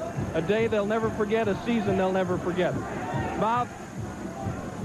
Congratulations to head coach Johnny Majors and the Tennessee Vols winning the SEC championship today with their 30-0 defeat over the Vanderbilt Commodores. As you look inside the University of Tennessee locker room facilities, how sweet it is as Tennessee heads to the Sugar Bowl to play the University of Miami. The final score today, Tennessee 30, Vanderbilt nothing. 69, Tennessee has won the SEC title on its way to the Sugar Bowl. Back-to-back shutouts you've seen right here, and I have to say that they could be the best team in the conference. Johnny Majors done a wonderful job. When Tony Robinson was hurt, Daryl Dickey stepped in, became the catalyst. The defense tightened up, and Johnny Majors, to me, is the best coach here. Has done the best coaching job in the Southeastern Conference this year. Daryl Dickey, 3 touchdown passes. They look very impressive. There'll be a tough battle in that Sugar Bowl. They're going to have to. They're going against a very good Miami team. Elsewhere, that features Georgia Tech and Michigan State. In the game with Tennessee, the big play by Ted Roof, the linebacker. They could have the best offense in the This game occurred early in the season. 27-14. And, of course, Tennessee, plagued with injuries when Robinson went down. Daryl Dickey better than met the challenge. Here was a touchdown pass to McGee from Tennessee. And that opened that Kentucky game wide open and put them in a bowl. At past 87,372, a record crowd in Knoxville, Tennessee, with its Sugar Bowl trip on the line, blasted Vanderbilt 30-0. An outstanding performance by quarterback Daryl Dickey, who threw 3 touchdown passes for winning the national championship at Pittsburgh in 1976. And now, for the first time, we'll be taking the Volunteers to the Sugar Bowl. Johnny Majors, your team looked sensational early in the season with Tony Robinson, but I don't think there were a lot of us who thought that that team could win 6 of its last 7 games after Robinson went down. You must be awfully proud of him. I think that's reasonable thinking, Jim, and I'm extremely proud of him. This is as well-disciplined football team as I've ever been around, and we led the nation in turnover ratios. We had to be very resourceful. We had to be very opportunistic, and from where our defensive team started at the start of the season, where they finished up, is amazing, and the way that our offensive unit adjusted after losing Robinson is a great tribute to our assistant coaches and the great young men that we have. Daryl Dickey just broke the all-time Tennessee record for completion percentage. That speaks well for that young man. He did a great job, and the coaches that worked with him did a fabulous job. So, Johnny, now you'll be taking them to the Sugar Bowl to play Miami on ABC, but first you'll have to deal with the persistent rumors in print this week that you may be headed back to Pittsburgh as athletic director and football coach there. Any possible truth? I haven't talked with Pittsburgh about the job, and they haven't pursued me about it. I would doubt that they're going to combine the job there. They've got a fine man, and Ed Bozick up there as the athletic director. I had to make a tough decision 9 years ago, which was the most difficult one I've ever made. And don't know how smart I was, but I'm here now. This is my school, and I've really enjoyed it. And it'd be tough for me to leave right now. And whoever gets the Pittsburgh job, I think, will have a good football coach that can win there and win big, and that's a great city to live in. Johnny, we appreciate your candor, and we appreciate your grace in joining us on this big day. Congratulations. Celebrate. Have a good time. Volunteers, they went 6-0-1 in their last 7 games of the season, playing without Tony Robinson, the great quarterback who went down in game number 4. We take a look now at highlights, and they demonstrate, first of all, the sentiment of Tennessee fans thanking Ray Perkins, the Alabama coach, for going for a tie rather than for a win against LSU. As it turns out, the Volunteers would have gone to the Sugar Bowl anyway, because they won at the end of the season when they were under pressure to do so. What you just saw was the 5-yard touchdown touchdown pass from Darrell Dickey to Tim McGee, which got Tennessee started with a 7-0 lead in the first quarter. And this was an excellent pass. Dickey 43 yards to Eric Swanson to make it 17-0 Tennessee in the second quarter. Dickey, of course, the fifth-year senior, son of the athletic director, Doug Dickey, who came on under pressure when Robinson went down, and along with a freshman named Jeff Francis, performed beautifully down the stretch. This was Dickey's third touchdown pass of the day, 24 yards to Eric Swanson. It made it 24-0. The Volunteers, in Johnny Major's 9th year in Knoxville, went on to the 30-0 victory over Vanderbilt, which will send Tennessee on to the Sugar Bowl against Miami with a record of 8 wins, 1 loss, and 2 ties. This is Tennessee's first Southeastern Conference championship since 1969, when Dickey himself was the coach prior to departing to go to the University of Florida. It's the first time that the Volunteers will be playing in a New Year's Day bowl game since the 1971 Sugar Bowl game against Air Force. And of course, someone will have to tell them how to find Louisiana Superdome on Poydras Street, because when Tennessee last went to the Sugar Bowl, the game was still being played in the old Tulane Stadium on that lovely campus in the Garden District. We trust they'll be able to find their way to the Louisiana Superdome on New Year's Day. Recognized.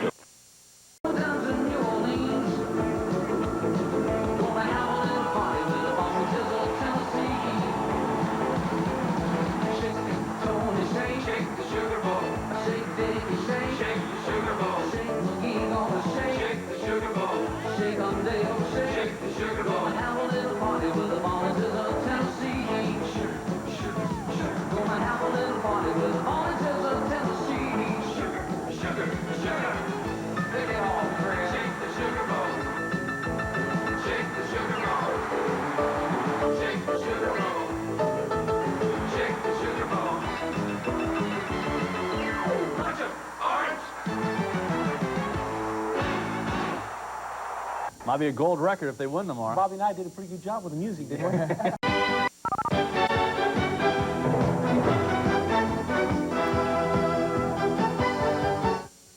7,372 strong were on hand as the Tennessee Volunteers, on a record-setting day, demoted the Vanderbilt Commodores 30-0. With the win, the Vols clinched their first SEC football championship since 1969 and will return to the Sugar Bowl for the first time since 1971. Action from Neyland Stadium. It was obvious that Tennessee had come to play from the first snap. Vandy quarterback John Gromos is chased by Mark Kovanek and Kelly Ziegler.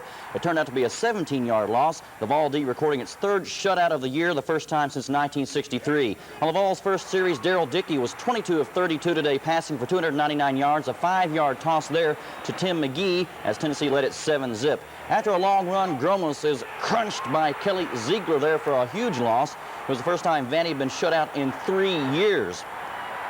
And the Vols D was there to do it. On the Vols' next possession, Dickey back to throw. Firing across the middle, complete to McGee once again. With this catch, he broke the all-time receiving record held by the great Larry Severs for Tennessee, McGee's 118th career catch. That led to a Carlos Reveiz field goal of 23 yards. Reveiz breaking brother Fuad's single-season scoring record against the Commodores today. 10-zip Vols after 1 Q. Second quarter, Tennessee explodes. Dickey tossing into your living room to Eric Swanson, who makes a great move at the 5 for the points, then does a jig on his back as the Vols went up 17-0. And the celebration had begun. Later, Dickey to Swanson again. He spins, then tight ropes down the sidelines for another score. It was 24-0 Tennessee, sweeping Ole Miss, Kentucky, and Vanderbilt for the first time since 1978. The one loss for the first time since 1970. That was the last time the Vols had gone to the Sugar Bowl. The defense responded to lead with tenacity. Gromos sacked by a celebrating Hovanek. The Vols SEC champions, Sugar Bowl bound, as Coach Johnny Majors gets a sweet ride across the field.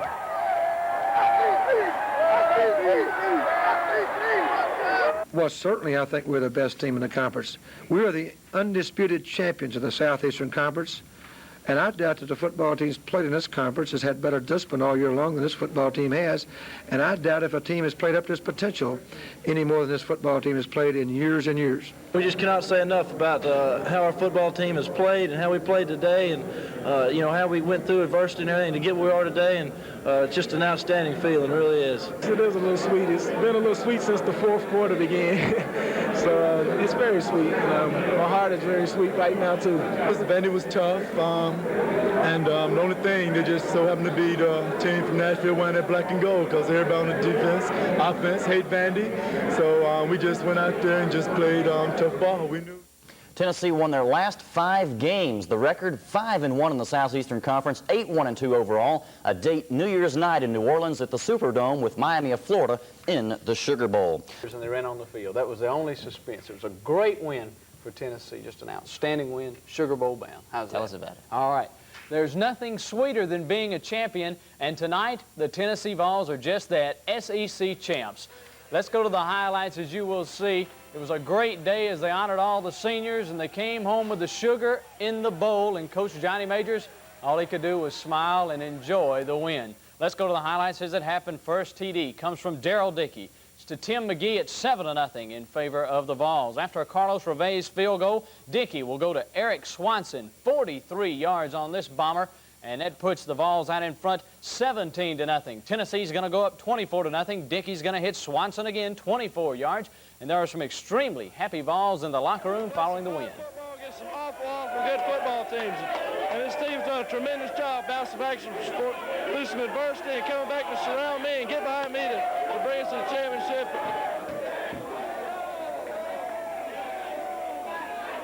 We worked hard for it. The hard work paid off. We're number 1 in the conference. There's no doubt about it. And we played hard. We fought hard. We executed our offense and defense well. This team is a team of destiny. Having guys that I played with in high school here, Chris West and Asman, you know, it's special. It's just something special being here, and we're going to sugar, right? How you feeling about it? I've waited 4 years for just this one moment, and it seems like nothing's happened in those 4 years, but now, and it's worth every minute of it. I've been fortunate to be around some great teams and also a lot of bad ones. But so rare is a chance to be a player on a championship team, and they're the ones that do it, and the coaches that coached them every day did it, and some of those people hadn't been involved with one before, and some of them may not again. So I'm really happy for them. I mean, extremely thrilled for them because they can't take it away from them. All right, let's go to the scoreboard. There's the big win for Tennessee. University of Tennessee Sports on television.